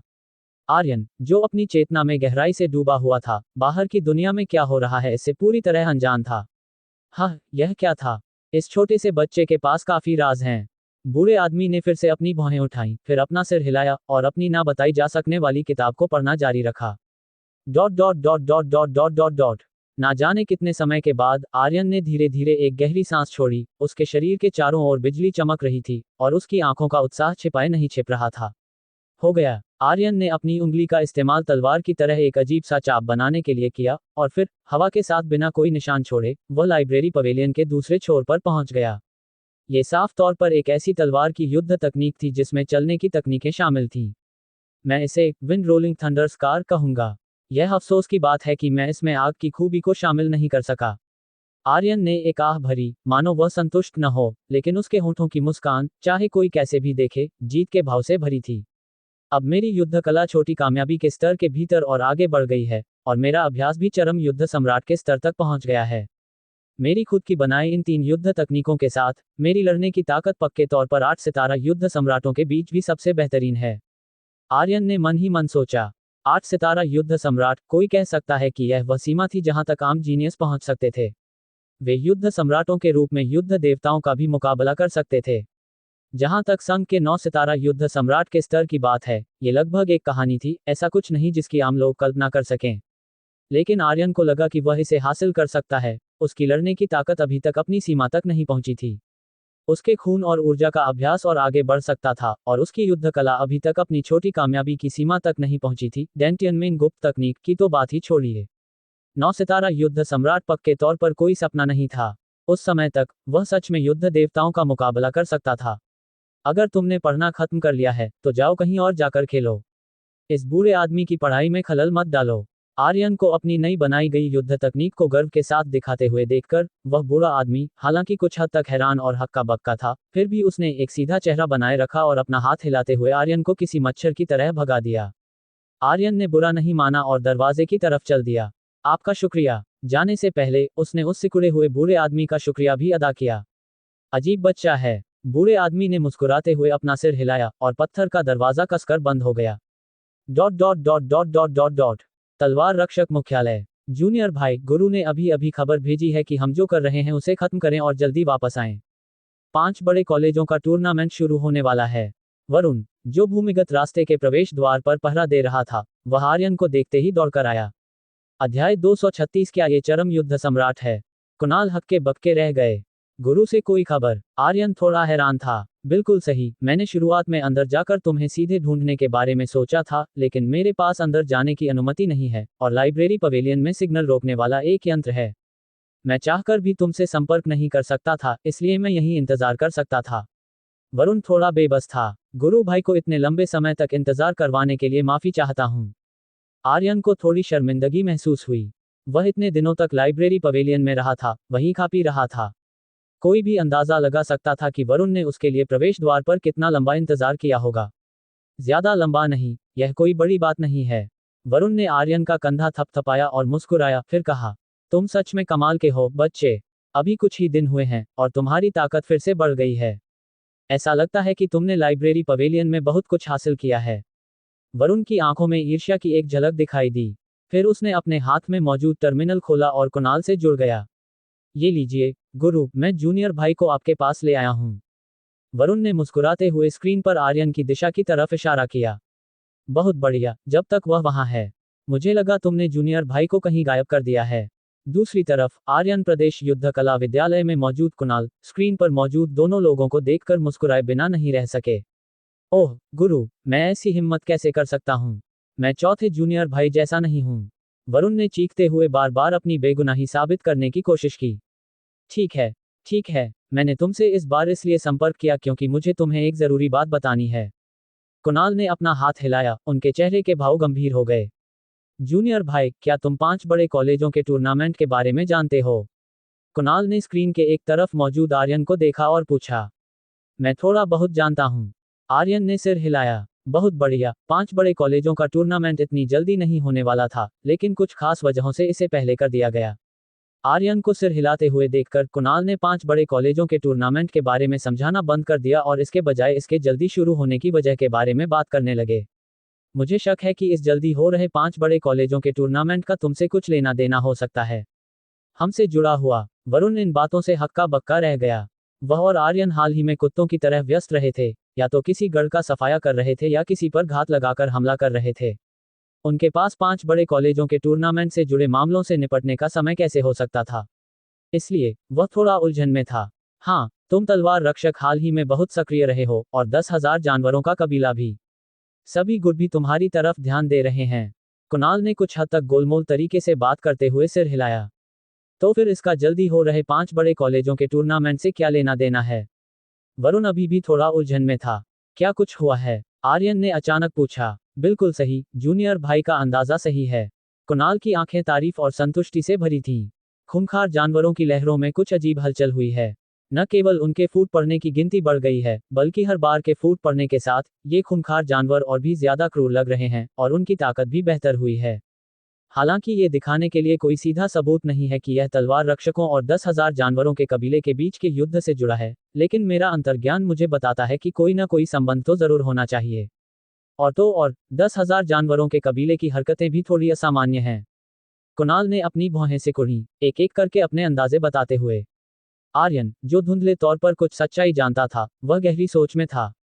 अगर उसका अंदाजा सही था, तो ये असामान्य खूंखार जानवरों की लहरें शायद सुनहरे कोकून में छिपे अनगिनत प्रजातियों के स्वर्ग के चुने हुए लोगों की एक चाल थी, जो ध्यान भटकाने और हर किसी को धोखा देने की कोशिश कर रहे थे। लेकिन कुणाल इनमें से कुछ नहीं जानते थे। वह केवल धुंधले सुरागों से ही सच्चाई का थोड़ा बहुत अंदाजा लगा सकते थे, जो केवल ये दिखाता है कि उनकी शोहरत पूरी तरह से जायज थी। कुणाल सच में बहुत खौफनाक थे। हालांकि करीब से सोचने पर आर्यन को लगा कि इसकी कुछ हद तक उम्मीद की जा सकती है। वह उसके गुरु थे, आर्यन प्रदेश युद्ध कला विद्यालय के प्रधानाचार्य। आर्यन ने सीधे संघ को अनगिनत प्रजातियों के स्वर्ग के चुने हुए लोगों के आने के बारे में बताने के बारे में भी सोचा था, लेकिन पहला, संघ को शायद पहले से ही पता हो, और दूसरा, अगर वह उन्हें बता भी देता, तो इससे ज्यादा मदद नहीं मिलती। क्या उन्हें अभी हमला करना चाहिए? यह असलियत से परे था। अभी उस बारे में बात नहीं करते हैं। मुख्य विषय पर वापस आते हुए, इन असामान्य खूंखार जानवरों की लहरों ने संघ को जल्दबाजी में डाल दिया है, और स्थिति लगातार स्पष्ट होती जा रही है। कई परिवारों ने पहले ही बैकअप योजनाएं तैयार करना शुरू कर दिया है, और संघ भी कोई कसर नहीं छोड़ना चाहता है, जो तुम्हारी युवा पीढ़ी को तेजी से विकसित करने के लिए बहुत सारे संसाधन लगा रहा है। इसलिए ये टूर्नामेंट असल में बस एक शुरुआत है, ताकि तुम्हारी प्रतियोगिता को और ज्यादा भयंकर बनाया जा सके और हर किसी को संघ के पक्के इरादे को भी दिखाया जा सके। कुणाल कुछ पल के लिए रुके, फिर उन्होंने आगे कहा, मैं समझ गया, गुरु। टूर्नामेंट कब शुरू होगा? आर्यन ने एक गहरी आवाज में पूछते हुए सिर हिलाया। उसे असल में टूर्नामेंट की परवाह नहीं थी, लेकिन उसमें लगाए जा रहे बहुत सारे संसाधनों ने उसके दिल को थोड़ा हिला दिया था। उसे तेजी से आगे बढ़ने के लिए भारी मात्रा में संसाधनों की जरूरत थी। हालांकि वह तलवार रक्षकों से कुछ संसाधन हासिल कर सकता था, लेकिन अकेले उतना काफी नहीं था। वह पूरे शरीर, हुनर और खून और ऊर्जा का अभ्यास करने वाला था, इसलिए उसे जिन संसाधनों की जरूरत थी, वे कई गुना ज्यादा होने चाहिए थे। आज से 3 दिन बाद, जो कोई भी ऊंची रैंकिंग हासिल करेगा, उसे बहुत शानदार संसाधन मिलेंगे। तुम्हारे मध्य स्तर के युद्ध सम्राट के स्तर के साथ, तुम शायद शीर्ष 10 में जगह न बना पाओ, लेकिन कम से कम मुझे शीर्ष 100 में ले आना। अफसोस की बात है कि तुम केवल एक नए छात्र हो, काश ये कुछ साल पहले हुआ होता। कुणाल के चेहरे पर पछतावे की एक झलक दिखाई दी। अगर आर्यन एक सीनियर होता, तो अपनी क्षमता के साथ, वह पक्के तौर पर खुद को सम्मान दिलाने और आर्यन प्रदेश युद्ध कला विद्यालय को गौरवान्वित करने के लिए पहला स्थान हासिल करता। मध्य स्तर का युद्ध सम्राट। वरुण के चेहरे के भाव थोड़े अजीब थे। वह जानता था कि उसने पहले जो संदेश भेजा था, उसने उसके गुरु को गुमराह कर दिया था।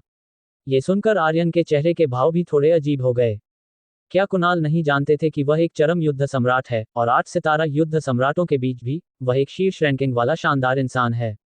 क्या कोई बात है? कुणाल ने स्क्रीन पर मौजूद दोनों लोगों के चेहरों पर अजीब भाव देखे और भौहें सिकुड़ते हुए पूछा। नहीं, कुछ नहीं, गुरु, समय कम है, मैं पहले जूनियर भाई को वापस लाता हूं, और फिर हम बात कर सकते हैं। वरुण ने अपनी हंसी रोकी और तेजी से जवाब दिया। बहुत बढ़िया, ये ठीक है। जब तुम वापस आओगे तब हम बात करेंगे। कुणाल ने स्क्रीन के जरिए दोनों को फिर से ध्यान से देखा और फिर धीरे से सिर हिलाया। संचार टर्मिनल को बंद करने के बाद, कुणाल को हमेशा लगता रहा कि कुछ गड़बड़ है, लेकिन वह ये नहीं समझ पाए कि आखिर क्या गड़बड़ है, इसलिए उन्होंने बस इसके बारे में सोचना बंद कर दिया। तलवार रक्षक मुख्यालय। संचार टर्मिनल को बंद करने के बाद वरुण अब खुद को और नहीं रोक पाया और जोर से हंस पड़ा। जूनियर भाई, वापस जाने पर तुम्हें सच में अपना जलवा दिखाना होगा। मध्य स्तर का युद्ध सम्राट। हा हा हा हा, मैं हंसते हंसते मर रहा हूँ। मैं सच में अभी गुरु का हक्का बक्का चेहरा देखना चाहता हूँ। नहीं, मुझे इस कभी ना भूलने वाले पल को रिकॉर्ड करने के लिए अपना बहुत ही प्यारा उच्च आवर्धन हाई मैग्निफिकेशन वाला कैमरा लाना होगा। वरुण के चेहरे पर एक शरारती मुस्कान थी। दूसरी तरफ आर्यन निशब्द था, लेकिन असल में उसे अंदर से राहत मिली थी। ऐसा लग रहा था कि तलवार रक्षकों का गोपनीयता बनाए रखने का काम बेहतरीन था। उसके चरम युद्ध सम्राट बनने और दर्जनों युद्ध सम्राटों को मारने की खबर नहीं फैली थी। शाम का समय, आर्यन प्रदेश युद्ध कला विद्यालय में कुणाल के निजी अहाते में। कुणाल की आंखें चौड़ी थीं, उनका मुंह फड़क रहा था, ऐसा लग रहा था मानो उन्होंने कोई भूत देख लिया हो। इस बीच आर्यन, काला चांद, युद्ध की तलवार को पकड़े हुए, हवा और बिजली की तरह, बिना कोई निशान छोड़े घूम रहा था। जूनियर भाई, तुम चरम युद्ध सम्राट तक पहुंच गए हो। कुछ पल बाद कुणाल ने हैरानी से पूछा। हे गुरु, आपको इसकी उम्मीद नहीं थी, है ना? जूनियर भाई, इस बार सच में कमाल का है, यहाँ तक कि मुझे, यानी आपके सीनियर भाई को भी यह मानना पड़ेगा। वरुण ने चुपके से रिकॉर्ड किए गए वीडियो को सुरक्षित करते हुए हंसते हुए कहा। क्या तुमने मुझे यह नहीं बताया था कि जूनियर भाई मध्य स्तर के युद्ध सम्राट तक पहुंच गया है? कुणाल को अभी भी यकीन करना मुश्किल हो रहा था। ओह गुरु, उस समय मैंने कहा था कि ऊर्जा का अभिषेक लेने के बाद जूनियर भाई शायद मध्य स्तर के युद्ध सम्राट तक पहुंच जाए। लेकिन मुझे कभी उम्मीद नहीं थी कि वह ऊर्जा का अभिषेक लेने के बाद सीधे उच्च स्तर के युद्ध सम्राट तक पहुंच जाएगा। मिशन के दौरान उसने यहां तक कि 4 खिताब वाले युद्ध सम्राटों, 16 6 सितारा युद्ध सम्राटों और 800 से ज्यादा युद्ध राजाओं को भी मार डाला। वरुण चीखे बिना नहीं रह सका। और अंदाजा लगाए, बस इतना ही नहीं है। मुख्यालय ने सीधे जूनियर भाई को एस रैंक की युद्ध तकनीक देखने की पहुंच का इनाम दिया, केवल एक किताब नहीं, बल्कि सभी किताबें। हे भगवान, मैं मानता हूं कि मुझे ईर्ष्या हो रही है। जिस बात से मुझे, यानी उसके सीनियर भाई को और भी ज्यादा ईर्ष्या होती है, वह ये है कि उन युद्ध तकनीकों को देखने के बाद जूनियर भाई की ताकत फिर से बढ़ गई, और यहां तक कि उसने ये युद्ध तकनीक भी बना ली। जब आप अपनी तुलना दूसरों से करते हैं तो ये सच में बहुत गुस्सा दिलाने वाला होता है। वरुण ने अपना सिर हिलाया और एक आह भरी। ये सुनकर कुणाल ने फिर से अपना मुंह खोला, लेकिन एक भी शब्द नहीं बोल पाए। अध्याय 237, उठते हुए तूफान, जीनियस लोगों का जमावड़ा। बीच का खेल का मैदान। बहुत बड़ा खेल का मैदान पहले से ही लोगों से खचाखच भरा हुआ था। अभी अभी दाखिला लेने वाले नए छात्रों से लेकर पास होने वाले आखिरी साल के छात्रों तक, इस पल खेल के मैदान में कुल मिलाकर 300,000 से ज्यादा लोग जमा हो गए थे। ऐसा नज़ारा हर साल होने वाले नए छात्रों के स्वागत समारोह के बराबर था। इस समय नौजवान अपने आसपास के सहपाठियों के साथ उत्साह से बातचीत कर रहे थे। कुछ छात्रों ने तो गर्व से और जोर जोर से डींगे भी हाँकनी शुरू कर दी, जिससे आसपास के छात्रों को ईर्ष्या होने लगी। मेरा दोस्त वान होनई, हाँ, तीसरे साल का वही वान होनई जिसे तुम जानते हो, वह मेरा दोस्त है, एक मध्य स्तर का युद्ध सम्राट। हम एक साथ बड़े हुए हैं, और उसने पहले ही स्कूल के इस अंदरूनी चुनाव के लिए अपना नाम दर्ज करा लिया है। क्या ये कमाल की बात नहीं है? इस नौजवान छात्र को घेरने वाले सभी छात्रों ने हौंफते हुए एक गहरी सांस ली, फिर उनके चेहरे ईर्ष्या से भर गए। एक युद्ध सम्राट। तीसरा साल शुरू हुए अभी कुछ ही समय हुआ था, और वह पहले ही कम से कम मध्य स्तर के युद्ध सम्राट की ताकत तक पहुंच चुका था। वह पक्के तौर पर एक जीनियस था, इसमें कोई शक नहीं था। ऐसे करीबी दोस्त के सहारे कोई कम से कम अपनी अकादमी में सीना तानकर चल सकता था, और भविष्य में संसाधनों की पक्के तौर पर कोई कमी नहीं होगी। क्या वान होनई कमाल का है? मेरी तलवार युद्ध कला अकादमी के छोटे तलवार संत झुओ बुफान के बारे में क्या ख्याल है? क्या और जानना चाहते हो? वाह! एक और थोड़े मोटे छात्र के आसपास इसी तरह की हैरानी की लहर दौड़ गई। पूरा खेल का मैदान बहुत ही जीवंत था। हालांकि उत्साहित और उत्सुक नए छात्रों और दूसरे साल के छात्रों की तुलना में तीसरे साल और आखिरी साल के छात्र ज्यादा शांत थे, लेकिन नए छात्रों और दूसरे साल के छात्रों की तुलना में ज्यादा उत्साहित भी थे। ऐसा इसलिए था क्योंकि उन्होंने अपने पहले और दूसरे साल के दौरान अपने सीनियर छात्रों, और यहां तक कि अपने खुद के साल के बेहतरीन छात्रों को 5 बड़ी लीगों में हिस्सा लेते देखा था। अब आखिरकार उनकी बारी थी। शांत हो जाए, सब लोग शांत हो जाए। अचानक खेल के मैदान के बीच में एक बहुत बड़ा मंच उठ खड़ा हुआ। मंच पर इस चुनाव प्रतियोगिता की अध्यक्षता करने वाले इंसान अभी भी उप प्रधानाचार्य अध्यक्ष लियू होंग ही थे। हलचल भरे नज़ारे को अचानक शांत होते देखकर और सभी छात्रों को अपनी तरफ देखते हुए पाकर अध्यक्ष लियू होंग को संतुष्टि महसूस हुई। उन्होंने हल्के से खांसा और फिर से बोलना शुरू किया। मुझे यकीन है कि हर किसी ने स्कूल के इस अंदरूनी चुनाव को आयोजित करने के मकसद का अंदाजा लगा लिया होगा। बिल्कुल सही, ये है 5 बड़ी लीग। अध्यक्ष लियू होंग ने जानबूझकर अपना लहजा ऊंचा किया, अपने शब्दों के अंत को खींचते हुए। 5 बड़ी लीग। ये 5 बड़ी लीग क्या हैं? यह असल में 5 बड़ी लीग है। मुझे लगा था कि स्कूल का यह अंदरूनी चुनाव किसी तरह की परीक्षा है। पूरा खेल का मैदान फिर से हंगामे से भर गया। सवाल पूछने वाले और उलझन जाहिर करने वाले ज्यादातर नए छात्र थे, जबकि दूसरे साल, तीसरे साल और यहां तक कि आखिरी साल के छात्रों के चेहरों पर जैसी उम्मीद थी वाला भाव था। तो पहले मुझे पूरे चुनाव की योग्यताओं और प्रक्रिया के बारे में समझाने दीजिए। अध्यक्ष लियू होंग की गूंजती हुई आवाज ने एक बार फिर शोर मचाती भीड़ को दबा दिया। स्कूल का यह अंदरूनी चुनाव किसी साल तक सीमित नहीं है। चाहे आप नए छात्र हो या पास होने वाले आखिरी साल के छात्र, आप हिस्सा ले सकते हैं। बिल्कुल सही, आपने सही सुना, नए छात्र भी हिस्सा ले सकते हैं। और तो और, हर किसी को बढ़ चढ़कर हिस्सा लेने के लिए बढ़ावा देने के मकसद से स्कूल के नेताओं ने एक बैठक की और फैसला किया कि इस बार 5 बड़ी लीगों के लिए योग्यता हासिल करने वालों की सूची में लोगों की गिनती की कोई सीमा नहीं होगी। पूरा नज़ारा एक बार फिर हंगामे से भर गया। क्या नए छात्र भी हिस्सा ले सकते हैं? क्या इसका मतलब यह नहीं है कि मैं भी ऊपर जाकर कोशिश कर सकता हूं? कई नए छात्र और दूसरे साल के छात्र इन शब्दों से भावुक हो गए। वे अभी अपनी जवानी के जोश और महत्वाकांक्षा में थे, और अध्यक्ष लियू होंग के जोश भरे शब्दों ने लगभग तुरंत ही उनके जुनून को भड़का दिया, जिससे वे हिस्सा लेने के लिए उत्सुक हो गए। कम साल के छात्रों के अभ्यास के छोटे समय के नुकसान की भरपाई करने के लिए योग्यता की सबसे कम जरूरत को खून और ऊर्जा के अभ्यास के मध्य स्तर के युद्ध सम्राट तक पहुंचने से बढ़ाकर खून और ऊर्जा के अभ्यास के मध्य स्तर के युद्ध सम्राट तक पहुंचने या लड़ने की ताकत के 3 सितारा युद्ध सम्राट तक पहुंचने तक कर दिया गया है। इन दोनों में से किसी भी एक शर्त को पूरा करना काफी है। और तो और, जो छात्र यह योग्यता हासिल करेंगे, उन्हें स्कूल की तरफ से इनाम मिलेगा। अंत में, मैं आपको एक छोटा सा राज बताता हूं, इस 5 बड़ी लीगों के इनाम पिछले सालों की तुलना में कई गुना ज्यादा हैं। अध्यक्ष लियू होंग अचानक एक रहस्यमयी तरीके से मुस्कुराए। इसने वहां मौजूद उत्साह भरे माहौल को उसके चरम पर पहुंचा दिया। तो चुनाव आधिकारिक रूप से शुरू होता है। जो छात्र चुनाव में हिस्सा लेने और 5 बड़ी लीगों में जाने की तैयारी कर रहे हैं, कृपया मुख्य मंच के पीछे वाले हॉल में रिपोर्ट करें। जैसे ही अध्यक्ष लियू होंग के शब्द खत्म हुए, अध्यक्ष लियू होंग बीच के मंच के पीछे चले गए। खाली मंच को देखकर पूरे खेल के मैदान में मौजूद छात्रों में हलचल मच गई। पश्चिमी तरफ तीसरी कतार में बैठे ली हाओबाई और उनके बगल में बैठे फोंग बईयुन उठे और खेल के मैदान के बीच में मौजूद मुख्य मंच की तरफ चल दिए। जल्दी देखो, ली हाओबाई और फोंग बईयुन चुनाव में हिस्सा लेने जा रहे हैं। ली हाओबाई और फोंग बईयुन के आसपास हलचल मच गई। ओह, क्या वह चाकू युद्ध कला अकादमी में चौथे स्थान पर रहने वाला ये कुंग नहीं है? वह भी चुनाव में हिस्सा लेने की योजना बना रहा है। वह 5वें नंबर पर है। कौन चौथे नंबर पर है, यह अभी कहना मुश्किल है। अचानक किसी ने अपना सिर हिलाया और ये कून की पीठ पीछे उसका मजाक उड़ाया। क्या हो रहा है? पास में खड़े किसी इंसान ने पूछा। क्या तुम्हें नहीं पता, ये कून को आर्यन नाम के एक नए छात्र ने पीटा था। मैंने सुना है कि उसे बहुत बुरी तरह पीटा गया था, उसका चेहरा सूज गया था और उसकी हड्डियां टूट गई थीं। वह कई दिनों तक बिस्तर पर पड़ा रहा। जिस छात्र ने ये कून की पीठ पीछे उसका मजाक उड़ाया था, वह अजीब तरीके से मुस्कुराया और मजा लेते हुए बताने लगा। इस पर आसपास के लोगों ने ये कून की पीठ की तरफ इशारा करना और फुसफुसाना शुरू कर दिया। इस बीच ये कून ने अपनी मुट्ठियां भींची, उसके माथे की नसें फूल गई थीं। अंततः उसने बस एक भारी सांस छोड़ी और आगे बढ़ने की अपनी रफ्तार तेज कर दी। अकादमी में उसकी लोकप्रियता अच्छी नहीं थी। उसने इस बार इसे बर्दाश्त कर लिया, लेकिन उसने कसम खाई कि वह आर्यन को इसकी कीमत चुकाने पर मजबूर करेगा।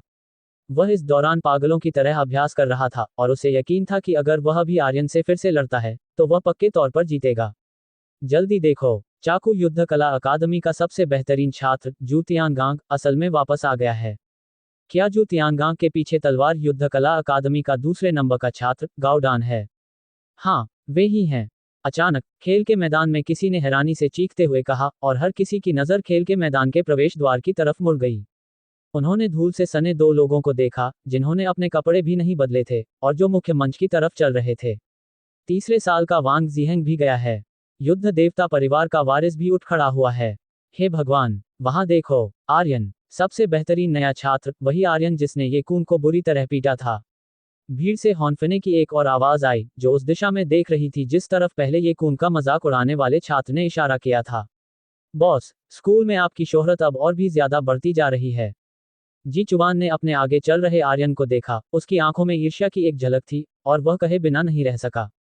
वह भी एक युद्ध देवता परिवार का वारिस था, जो नए छात्रों के बीच कुछ हद तक मशहूर था, लेकिन फिर भी आर्यन जैसे दानव जैसे टैलेंट से बहुत पीछे था। मैं नहीं चाहता, लेकिन और कोई चारा नहीं है। मुझे किसने कहा कि मैं खूबसूरत हूँ? आर्यन हंसा। बेशर्म। जी चुबान का मुंह फड़क उठा, उसने मन ही मन सोचा। मुख्य मंच के पीछे एक बार फिर से ज्यादा जीनियस इकट्ठा होने लगे। आर्यन ने कई पुराने जान पहचान वालों को देखा और नए छात्रों की क्लास के 5 बड़े जीनियस में से बाकी 4 भी आ गए। लगभग आधे घंटे बाद मुख्य मंच पर कोई और छात्र नहीं आया और फिर अध्यक्ष लियू होंग ने चुनाव के आधिकारिक रूप से शुरू होने का ऐलान करने के लिए फिर से मंच पर कदम रखा। अध्याय 238 खून का खंभा, चरम युद्ध सम्राट। जांच शुरू कर रहे हैं। जैसे ही अध्यक्ष लियू होंग की आवाज धीमी हुई, वे जीनियस जो पहले ही मुख्य मंच के पीछे हॉल में इकट्ठा हो चुके थे और अपने नाम दर्ज करा चुके थे, वे एक एक करके गलियारे से होते हुए प्रशिक्षण मैदान के बीचों बीच मौजूद मंच की तरफ चले। उस ऊंचे मंच के बीच में एक मशीनी लिफ्ट पर खून और ऊर्जा का एक बहुत बड़ा खंभा धीरे धीरे ऊपर उठा। उसी समय मंच के दूसरी तरफ 5 चौकोर अखाड़े पहले ही बना दिए गए थे।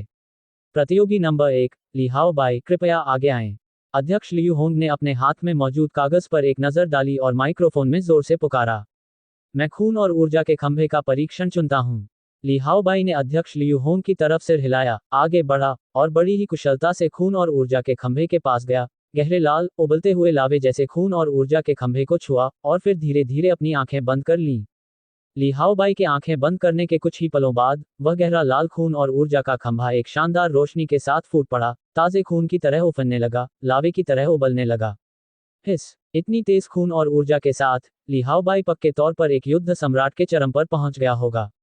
खून और ऊर्जा के खंभे से निकलती रोशनी को देखकर पूरा मैदान कुछ पल के लिए शांत हो गया। तस्क तसिक, चरम युद्ध सम्राट सच में कमाल है। इस रफ्तार से ली हाओ बाई शायद सिर्फ 2 या 3 सालों में एक युद्ध देवता बन जाएगा। स्कूल के सबसे बेहतरीन टैलेंट से यही उम्मीद थी। इतने हुनर के साथ 5 बड़ी लीगों में शीर्ष 3 में आना कोई मुश्किल काम नहीं होगा। प्रशिक्षण मैदान से उठने वाली ईर्ष्या और हैरानी की आवाजों को सुनकर ली हाओ बाई के चेहरे की मुस्कान और भी चौड़ी हो गई। हर किसी में थोड़ा बहुत घमंड होता है, खासतौर पर अपने ही स्तर के जीनियस लोगों के सामने। माफ कीजिएगा, सीनियर, क्या आप कृपया समझा सकते हैं कि आपको कैसे पता चला कि सीनियर ली एक चरम युद्ध सम्राट हैं? चश्मा पहने एक लड़की, जिसके हाथ में एक मोटी नोटबुक थी और जो उसमें कुछ लिखने की तैयारी कर रही थी, उसने अपने आगे खड़े तीसरे साल के एक हैरान छात्र से थोड़ा शर्माते हुए उसके कंधे को थपथपाते हुए पूछा। तुम्हें नहीं पता? तीसरे साल का छात्र कुछ पल बाद होश में आया और उसने कुछ हद तक अविश्वास के साथ पूछा। हाँ, मेरा नाम चू यू है और मैं पहले साल की छात्रा हूँ। मुझे इन चीजों के बारे में ज्यादा कुछ नहीं पता, इसलिए मैं आपसे पूछना चाहती थी, सीनियर। तीसरे साल का छात्र थोड़ा बेताब था, लेकिन चू यू के सच्चे और गंभीर चेहरे को देखकर और सबसे जरूरी बात कि वह दिखने में बुरी नहीं थी, उसने कुछ पल के लिए सोचा और कहा, क्या तुम वह देख रही हो? मंच के बीच में मौजूद उस चीज को खून और ऊर्जा का खंभा कहा जाता है और इसका इस्तेमाल किसी इंसान के खून और ऊर्जा के मूल्य को मापने के लिए किया जाता है। आमतौर पर कॉलेज में दाखिले की परीक्षा के दौरान आप सभी की जांच की गई होगी, है ना? इस बात पर तीसरे साल का छात्र थोड़ा उलझन में था, लेकिन उसने इस पर ज्यादा ध्यान नहीं दिया और आगे कहा, लेकिन खून और ऊर्जा के खंभे कई तरह के होते हैं। एक तरह का खंभा खास मूल्यों को मापता है, जैसे कॉलेज में दाखिले की परीक्षा वाला। एक और तरह का खंभा सीमा मूल्यों को मापता है, जैसे अभी अकादमी ने एक मध्य स्तर के युद्ध सम्राट के औसत खून और ऊर्जा के स्तर पर मापने की सीमा तय की है। इसलिए जब तक किसी के खून और ऊर्जा का स्तर मध्य स्तर के युद्ध सम्राट की सीमा को पार कर जाता है, खून और ऊर्जा का खंभा चमक उठेगा। खून और ऊर्जा के खंभे की रोशनी जितनी चमकदार होगी, वह उस मूल्य को पार करने का उतना ही ज्यादा संकेत देगी। ये दूसरी बड़ी अकादमियों को प्रतियोगियों के बारे में पहले से खुफिया जानकारी हासिल करने से रोकने के लिए भी है। चूयू को उसकी बातों को तेजी से अपनी मोटी नोटबुक में दर्ज करते हुए देखकर तीसरे साल के छात्र के दिल में अचानक संतुष्टि का एक एहसास उमड़ पड़ा। क्या तुमने वह चकाचौंध करने वाली रोशनी देखी जो अभी अभी सीनियर ली ने खून और ऊर्जा के खंभे को छूने पर छोड़ी थी? वह स्तर सीमा की चमक से कई गुना ज्यादा है। हमारे तजुर्बे के अनुसार ये बहुत मुमकिन है कि वह एक युद्ध सम्राट के चरम पर पहुंच गया हो, लेकिन खून और ऊर्जा का पक्का मूल्य किसी को नहीं पता। अब दाईं तरफ के अखाड़ों को देखो। मेरा अंदाजा है कि वे लड़ाई के अखाड़े हैं। वे उन छात्रों की जांच करने के तरीके हैं जो 3 सितारा युद्ध सम्राट से ज्यादा की लड़ने की ताकत दिखाना चाहते हैं। मुझे लगता है कि वे कुछ ऐसे शिक्षकों को भेज सकते हैं जो अपने अभ्यास के स्तर को 3 सितारा युद्ध सम्राट के स्तर तक दबा देंगे। जब तक कोई किसी शिक्षक को हरा सकता है, वे 5 बड़ी लीगों के लिए योग्यता हासिल कर सकते हैं। तीसरे साल के छात्र ने, ना जाने क्यों, ली हाओबाई और दाईं तरफ के अखाड़ों की तरफ इशारा किया और चूयू को बड़े धैर्य से समझाया। आपका बहुत बहुत शुक्रिया, सीनियर। अपनी मोटी नोटबुक में आखिरी शब्द लिखने के बाद चू यू ने तीसरे साल के छात्र की तरफ देखकर मुस्कुराए और सच्चे मन से उसका शुक्रिया अदा किया। कोई बात नहीं, कोई बात नहीं। तीसरे साल के छात्र ने अपना हाथ हिलाया। हिस, देखो, अब सीनियर फोंग की बारी है। अगला, प्रतियोगी नंबर 2, फोंग बई युन, कृपया आगे आएं। अध्यक्ष लियू होंग ने सूची पर एक नजर डाली और पढ़ा। इस आवाज के साथ प्रशिक्षण मैदान फिर से शांत हो गया और हर किसी की नजर अचानक फोंग बई युन की तरफ मुड़ गई, जो सुस्त भाव और थोड़ी सिकुड़ी हुई आंखों के साथ खून और ऊर्जा के खंभे की तरफ चला। कुछ ही पलों बाद खून और ऊर्जा का खंभा एक बार फिर एक चकाचौंध करने वाली रोशनी से चमक उठा। हे भगवान, एक और चरम युद्ध सम्राट! क्या ये सब लोग जानवर हैं या कुछ और? कुछ पलों की शांति के बाद प्रशिक्षण मैदान फिर से शोरगुल से भर गया। सीनियर फोंग की खून और ऊर्जा की चमक ली हाओबाई से थोड़ी ज्यादा चमकदार क्यों लग रही है? थोड़े मोटे चौथे साल के एक पुरुष छात्र ने फोंग बईयुन की पीठ की तरफ देखते हुए अपनी आंखों में तारीफ और जुनून के साथ बड़बड़ाया। बकवास, तुम अंधे हो। ली हाओबाई की खून और ऊर्जा की चमक साफ तौर पर ज्यादा चमकदार है। उसके बगल में खड़ी ली हाओबाई की एक महिला प्रशंसक ने तुरंत तीखे लहजे में जवाब दिया। बिल्कुल सही, ली हाओबाई सबसे खूबसूरत है। ली हाओबाई सबसे ताकतवर है। ली हाओबाई नंबर 1 टी शर्ट पहने कई लड़कियों ने तो एक प्रशंसक सहायता समूह भी बना लिया था। ये बस ये दिखाता है कि बिना सोचे समझे काम करने वाले प्रशंसक हर जगह होते हैं, यहाँ तक कि जीनियस लोगों से भरी युद्ध कला अकादमियों में भी। बधाई हो, मुझे उम्मीद नहीं थी कि तुमने अपनी आस्तीन में ऐसा कोई छिपा हुआ पत्ता रखा होगा। ली हाओबाई ने फोंग बईयुन को देखा, जिसने आसानी से परीक्षा पास कर ली थी, और एक गहरे मतलब वाली मुस्कान दी। मुझे भी उम्मीद नहीं थी कि इस दौरान भाईली के अभ्यास में इतनी तेजी से तरक्की होगी। फोंग बईयुन भी सुस्ती से मुस्कुराया और ओ फियांग को देखा, जो आगे आने वाला था। अगला, प्रतियोगी नंबर 3, ओ फियांग, कृपया आगे आएं। ओ फियांग एक दुबला पतला चौथे साल का छात्र था।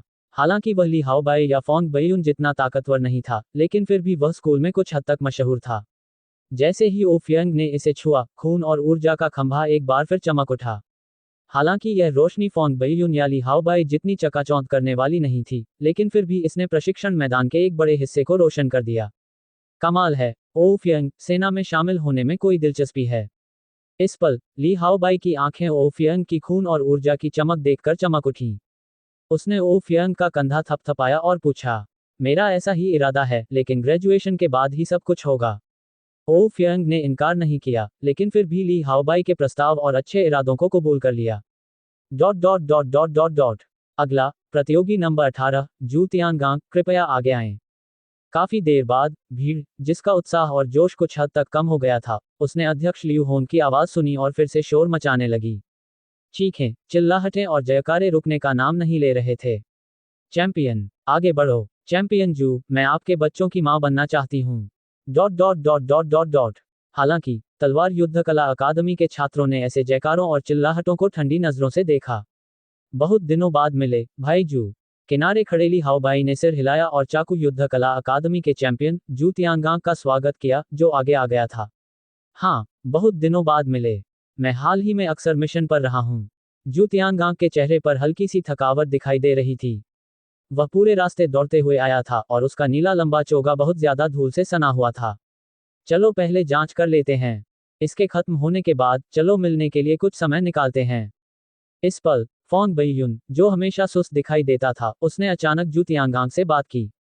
ठीक है। जू तियांगांग ने सिर हिलाया, आगे बढ़ा, और अपना दाहिना हाथ बढ़ाया, जो पट्टियों की परतों में लिपटा हुआ था। गूंज, पूरा खून और ऊर्जा का खंभा मानो एक हल्की सी गूंज छोड़ रहा था, और उसकी चकाचौंध करने वाली लाल रोशनी ने लगभग पूरे प्रशिक्षण मैदान को रोशन कर दिया। ऐसी खून और ऊर्जा की चमक ने पूरे प्रशिक्षण मैदान को सन्नाटे में डाल दिया। यह इंसान, फोंग बईयुन ने कुछ ख्यालों में खोए हुए बड़बड़ाया। उद्धरण चिन्ह dot dot dot dot dot dot उद्धरण चिन्ह। ली हाओबाई खामोश हो गया। प्रशिक्षण मैदान में मौजूद छात्र इतने हैरान थे कि वे बोल भी नहीं पा रहे थे। ऐसी खून और ऊर्जा की चमक, बिना किसी शक के, ली हाओबाई और फोंग बईयुन दोनों से थोड़ी ज्यादा थी। कुछ ही पलों बाद, भीड़ से जयकारों की आवाज फूट पड़ी। खास तौर पर चाकू युद्ध कला अकादमी के छात्रों की तरफ से। देखा, ये हमारी चाकू युद्ध कला अकादमी के चैंपियन की ताकत है। चैंपियन जू, बहुत बढ़िया, हमारी चाकू युद्ध कला अकादमी की शानदार शोहरत को बनाए रखा। छात्र लगातार जोर जोर से चिल्ला रहे थे। मंच पर खड़े आर्यन की आंखों में लड़ने के जज्बे की एक झलक कौंधे बिना नहीं रह सकी जब उसने जू तियांगांग की चकाचौंध करने वाली खून और ऊर्जा की रोशनी देखी। लेकिन बदकिस्मती से जू तियानगांग के बाद खून और ऊर्जा का खंभा फिर कभी इतना चमकदार नहीं हुआ। हालांकि गाओ डान, जो तलवार युद्ध कला अकादमी का दूसरे नंबर का छात्र था, उसने एक ऐसी खून और ऊर्जा की चमक दिखाई जो तलवार युद्ध कला अकादमी के चैंपियन से भी ज्यादा थी। इसने ली हाओबाई और बाकी लोगों को गहरी सोच में डाल दिया। Dot dot dot dot dot dot dot. अगला प्रतियोगी नंबर 82, पहले साल का छात्र यान जुन, कृपया आगे आएं। अध्यक्ष लियू होंग ने नामों की कम होती सूची को देखा और अचानक पहले साल का छात्र शब्दों पर जोर दिया। अध्याय 239, कठिन व्यवहारिक परीक्षा। तीसरे और चौथे साल के छात्रों की चुनाव परीक्षा की तुलना में खेल के मैदान में मौजूद सीनियर छात्रों को पहले और दूसरे साल के नए छात्रों की परीक्षा से ज्यादा उम्मीदें नहीं थीं, क्योंकि वे सभी जानते थे कि पहले साल के नए छात्र, जिन्होंने अभी अभी दाखिला लिया था, वे मूल रूप से केवल दौड़ में साथ देने के लिए ही थे। भले ही इस बार स्कूल की चुनाव नीति बदल गई थी, जिसमें कम साल के नए छात्रों के लिए एक और विकल्प दिया गया था, लेकिन लड़ने की ताकत के जरिए सच में कितने लोग योग्यता हासिल कर सकते थे? शायद कोई नहीं। नहीं, एक होना चाहिए। आर्यन, वह खूंखार इंसान जिसने चाकू युद्ध कला अकादमी में चौथे स्थान पर रहने वाले येकून को बुरी तरह पीटा था। जो कोई भी येकून के पीटे जाने के बारे में जानता था, वह जानता था कि आर्यन के पास कम से कम एक 4 सितारा युद्ध सम्राट की ताकत थी। लेकिन तो क्या, भले ही उसने चुनाव परीक्षा पास कर ली हो और 5 बड़ी लीगों के लिए योग्यता हासिल कर ली हो, लेकिन एक 4 सितारा युद्ध सम्राट कितनी दूर जा सकता था? वह केवल एक राउंड में हिस्सा लेने वाला होता, दूसरों का साथ देता, ज्यादा तजुर्बा हासिल करता और अगले साल एक नियमित खिलाड़ी बनने की कोशिश करता। तीसरे और चौथे साल के छात्र ऐसा सोचते थे, लेकिन पहले और दूसरे साल के नए छात्र चौथे साल के उन दानवों की ईश्वरीय लड़ाइयों की तुलना में अपने साल के जीनियस लोगों की परीक्षा पर ज्यादा ध्यान देते थे। ली हाओबाई, फोंग बईयुन, जू तियानगांग और बाकी लोग अभी भी उनसे बहुत दूर थे। हालांकि एक ही साल में अभ्यास करने वाले सहपाठियों की तुलना में यह इस बात की सीधी झलक थी कि बड़े बुजुर्ग और शिक्षक सहज रूप से उनकी क्षमता और मूल्य का कैसे अंदाजा लगाते हैं। इसलिए उन्होंने अपने सहपाठियों पर ज्यादा ध्यान दिया, ये देखने के लिए कि उनके और उनके बीच असल में कितना अंतर था। जूनियर बहन चू, आखिरकार तुम्हारी बारी आ ही गई, पहले साल के नए छात्रों की। वह तीसरे साल का सीनियर, ना जाने क्यों, मानो उसे प्यार हो गया हो, अचानक चू यू की तारीफ करने लगा। इससे चू यू की आंखों में बेबसी की एक झलक दिखाई दी, क्योंकि वह चश्मा पहने हुए दूर मंच की तरफ देख रही थी। मैंने हाल ही में दाखिला लिया है और मेरे खून और ऊर्जा के अभ्यास का समय ज्यादा नहीं हुआ है। और मेरा यान परिवार कुदरती तौर पर अपनी युद्ध कला के लिए जाना जाता है। इसलिए प्रधानाचार्य लियू, मैं व्यवहारिक युद्ध का तरीका चुनता हूं और एक गुरु को चुनौती देता हूं। यान जुन ने आगे बढ़ते हुए कहा और अपनी गर्दन घुमाई, जिससे चटकने की कई आवाजें आईं। पहले साल के प्रतियोगी यान जुन ने व्यवहारिक युद्ध परीक्षा चुनी है। चलो देखते हैं। माइक्रोफोन पकड़े अध्यक्ष लियू होंग ने सिर हिलाया और जोर से कहा, मैं करूंगा। एक भारी भरकम अधेड़ उम्र के गुरु अचानक मुस्कुराए और नंबर 1 अखाड़े पर कूद पड़े। मैं अपनी ताकत और खून और ऊर्जा को एक 3 सितारा युद्ध सम्राट के स्तर तक दबा दूंगा। अगर तुम मुझे हरा सकते हो, तो 5 बड़ी लीगों का टिकट तुम्हारा हो जाएगा। यान जुन को देखकर, जो अखाड़े पर कूद चुका था, उस अधेड़ उम्र के गुरु ने मुस्कुराते हुए वादा किया। लड़ाई शुरू। जैसे ही अध्यक्ष लियू होंग की बात खत्म हुई, यानजुन ने किसी तोप के गोले की तरह जमीन पर पैर पटका और एक भयंकर आभा के साथ उस अधेड़ उम्र के गुरु की तरफ तेजी से दौड़ा। जैसा कि उसने पहले कहा था, वह यानजुन युद्ध में ज्यादा माहिर था। बूम बूम बूम, तोप के गोलों के फटने जैसी आवाजें गूंज उठी और बिजली की तरह तेज 2 परछाइयां लड़ाई में उलझ गईं। यानजुन ने अपना बचाव पूरी तरह से छोड़ दिया था और वह किसी भयंकर तूफान की तरह उस अधेड़ उम्र के गुरु पर वार कर रहा था। अच्छा बच्चा है। उसके सामने खड़े उस अधेड़ उम्र के गुरु की हंसी छूट गई और उसकी हरकतें अचानक कुछ हद तक तेज हो गईं। दोनों परछाइयां फिर से अलग हुईं और फिर जोर से टकराईं, जिससे हवा की खौफनाक लहरों ने अखाड़े को हिला दिया।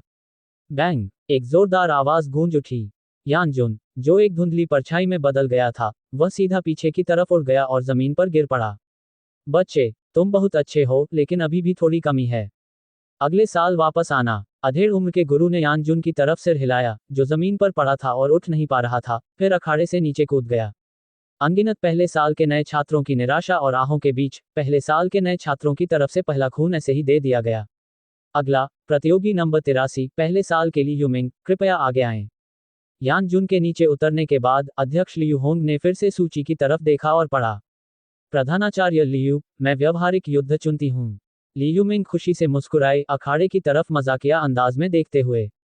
इस बार मैं करूंगी। 35 या 36 साल की एक गुरु, जिनका शरीर छरहरा और आकर्षक था, उन्होंने अचानक कहा, ओह शिक्षिका वान, कृपया नरमी से पेश आइएगा। ली यूमिंग हंसी, उसके कदम हल्के थे और वह पहले ही अखाड़े पर पहुंच चुकी थी। और उस छरहरे शरीर वाली शिक्षिका वांग ने अपने हाथ से 3 फुट लंबा चमड़े का चाबुक निकाला, उसे अखाड़े की तरफ हिलाया, फिर उसे चिटकाया और उसका पूरा शरीर हल्के से अखाड़े की तरफ झूल गया। आओ, शिक्षिका को देखने दो कि क्या तुमने हाल ही में कोई तरक्की की है। उस छरहरे शरीर वाली गुरु ने बीच हवा में एक चटक के साथ चाबुक चटकाया और चाबुक से बिजली की एक चिंगारी कौंधी। तो शिक्षिका, आपको सावधान रहना होगा। ली यूमिंग बहुत ही उत्साहित और आजाद ख्यालों वाली थी और उसके लड़ने का अंदाज भी ऐसा ही था। पलक झपकते ही ली यूमिंग के आसपास का तापमान कई डिग्री बढ़ गया। उसके बाद उसके शरीर के चारों ओर बैंगनी रंग की लपटें घिरने लगीं, मानो वे दुनिया की हर चीज को राख कर देने वाली हों। बूम! ली यूमिंग ने दूर से मुक्का मारा और बैंगनी लपटों का एक फव्वारा फूट पड़ा, जो हवा को चीरता हुआ महिला गुरु की तरफ उड़ चला। चटक! बिजली की एक चिंगारी कौंधी, उसके बाद भारी चाबुक की परछाइयां आईं, जो तेज धार में बदलकर बैंगनी लपटों और ली यूमिंग की तरफ बहने लगीं। ठीक है, मैं हार मानती हूँ।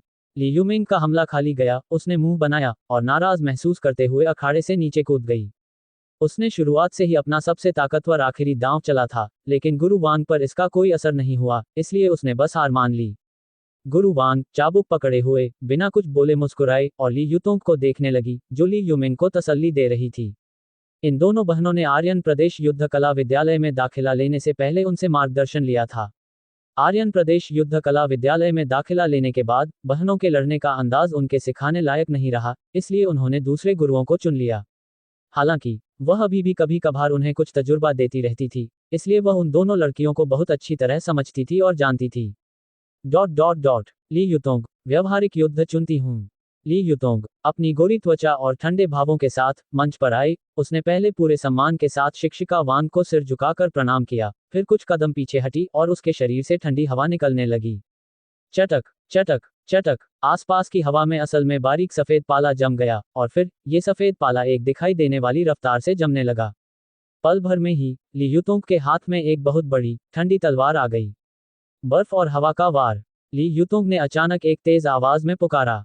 उसके हाथ की बहुत बड़ी तेज तलवार अनगिनत बर्फ के टुकड़ों में बदलने लगी, जो पूरे आसमान में उड़ने लगे। हालांकि हैरानी की बात यह थी कि पूरा अखाड़ा मानो सफेद धुंध से घिर गया था। एक भयंकर हवा एक खौफनाक आभा के साथ मिलकर भंवर बनाने लगी। Boom! Whoosh whoosh whoosh whoosh! सारी सफेद धुंध पल भर में तेज धारों में बदल गई, जो हर तरफ से गुरु वांग को काटने और चीरने लगी। चटक चटक चटक चटक! चाबुक की परछाइयां झिलमिला उठीं और अनगिनत बिजली की चिंगारियां अखाड़े में लगातार उड़ने लगीं। उन दोनों की कुदरती युद्ध तकनीकों की लड़ाई ने खेल के मैदान में मौजूद पहले साल के नए छात्रों को मंत्रमुग्ध कर दिया। और यहां तक कि सीनियर छात्र भी ये देखकर कुछ हद तक हैरान थे। ये स्तर पहले ही 3 सितारा युद्ध सम्राट की ताकत तक पहुंच चुका था। जानना चाहिए कि ये पहले साल में दाखिला लेने के तुरंत बाद था। पहले साल के नए छात्रों में सबसे बेहतरीन महिला छात्रा के रूप में ली युतोंग के बारे में यही कहा जा सकता है कि वह सच में इस खिताब के लायक थी। हालांकि लड़ाई अभी खत्म नहीं हुई थी। बर्फ, हवा और बर्फ की परछाइयों के बीच ली युतोंग ने तेजी से अपने हाथ हिलाए। उसके खूबसूरत हाथ फूलों के बीच मंडराती तितलियों की तरह थे, जो धुंधले हो गए थे। अचानक सफेद धुंधली बर्फ और हवा की धारों के बीच दर्जनों दहाड़ते हुए बर्फ के भेड़िए अचानक बाहर निकले, जो सफेद धुंध के बीचों बीच चीरने लगे। ठीक है, ली युतोंग, व्यवहारिक युद्ध परीक्षा पास। चाबुक की परछाई की एक चटक के साथ सफेद धुंध पूरी तरह से बिखर गई।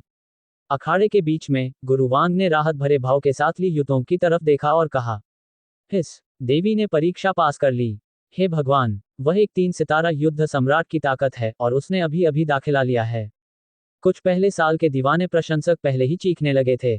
बिल्कुल सही, देवी युतोंग को एक और साल दे दो और वह पक्के तौर पर पूरे स्कूल में सबसे बेहतरीन वजूदों में से एक बन सकती है।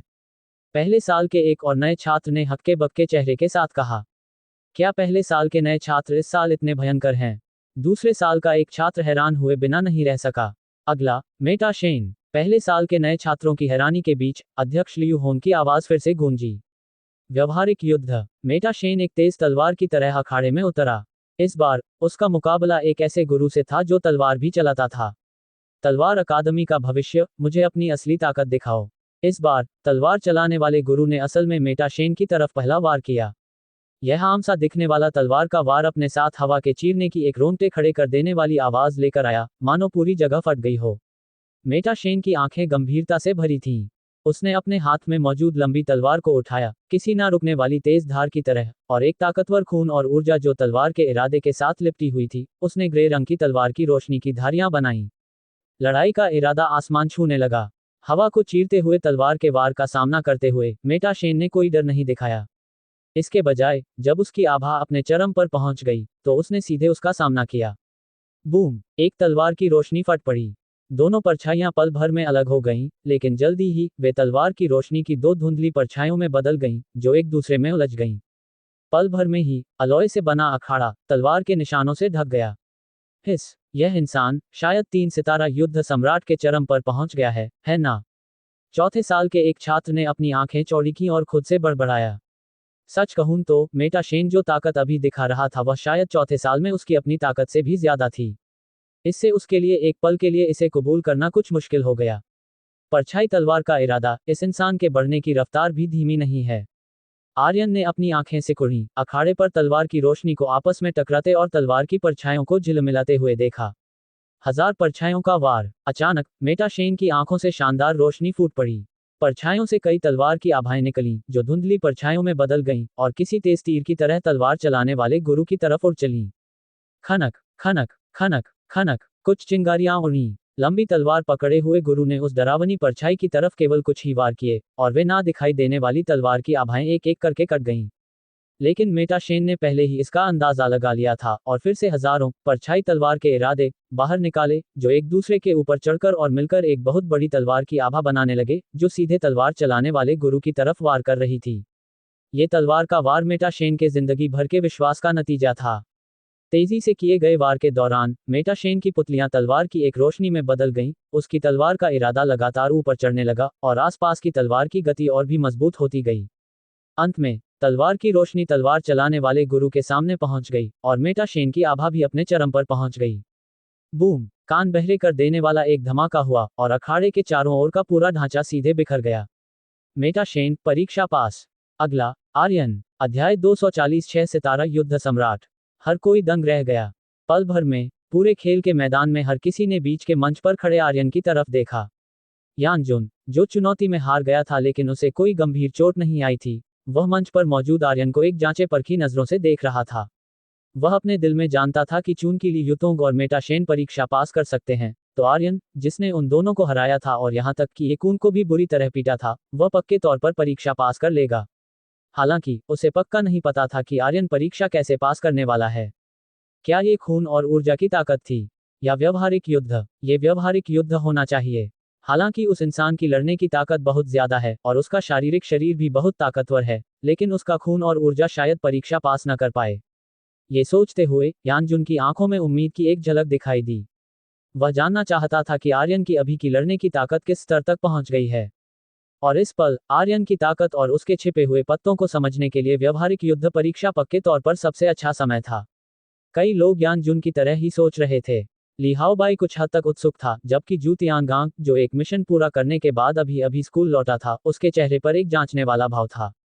वापस आते समय उसने उस नए छात्र के बारे में कई बातें सुनी थी जिसने चाकू युद्ध कला अकादमी में दाखिला लिया था और चौथे स्थान पर रहने वाले येकुन को बुरी तरह पीटा था।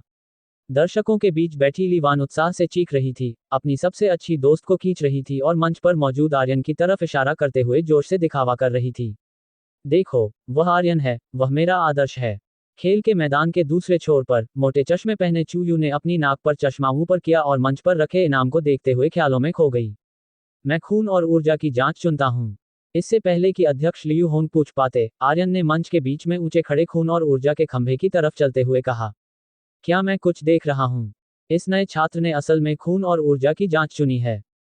क्या वह पागल हो गया है? तीसरे साल के एक मोटे लड़के ने अपनी आंखें मली, उलझन में देखते हुए। मैंने तुमसे कहा था कि तुम बेवकूफ हो, लेकिन तुमने मुझ पर यकीन नहीं किया। इस इंसान ने अभी अभी स्कूल शुरू किया है और पहले ही चाकू युद्ध कला अकादमी के येकुन को बुरी तरह पीट चुका है।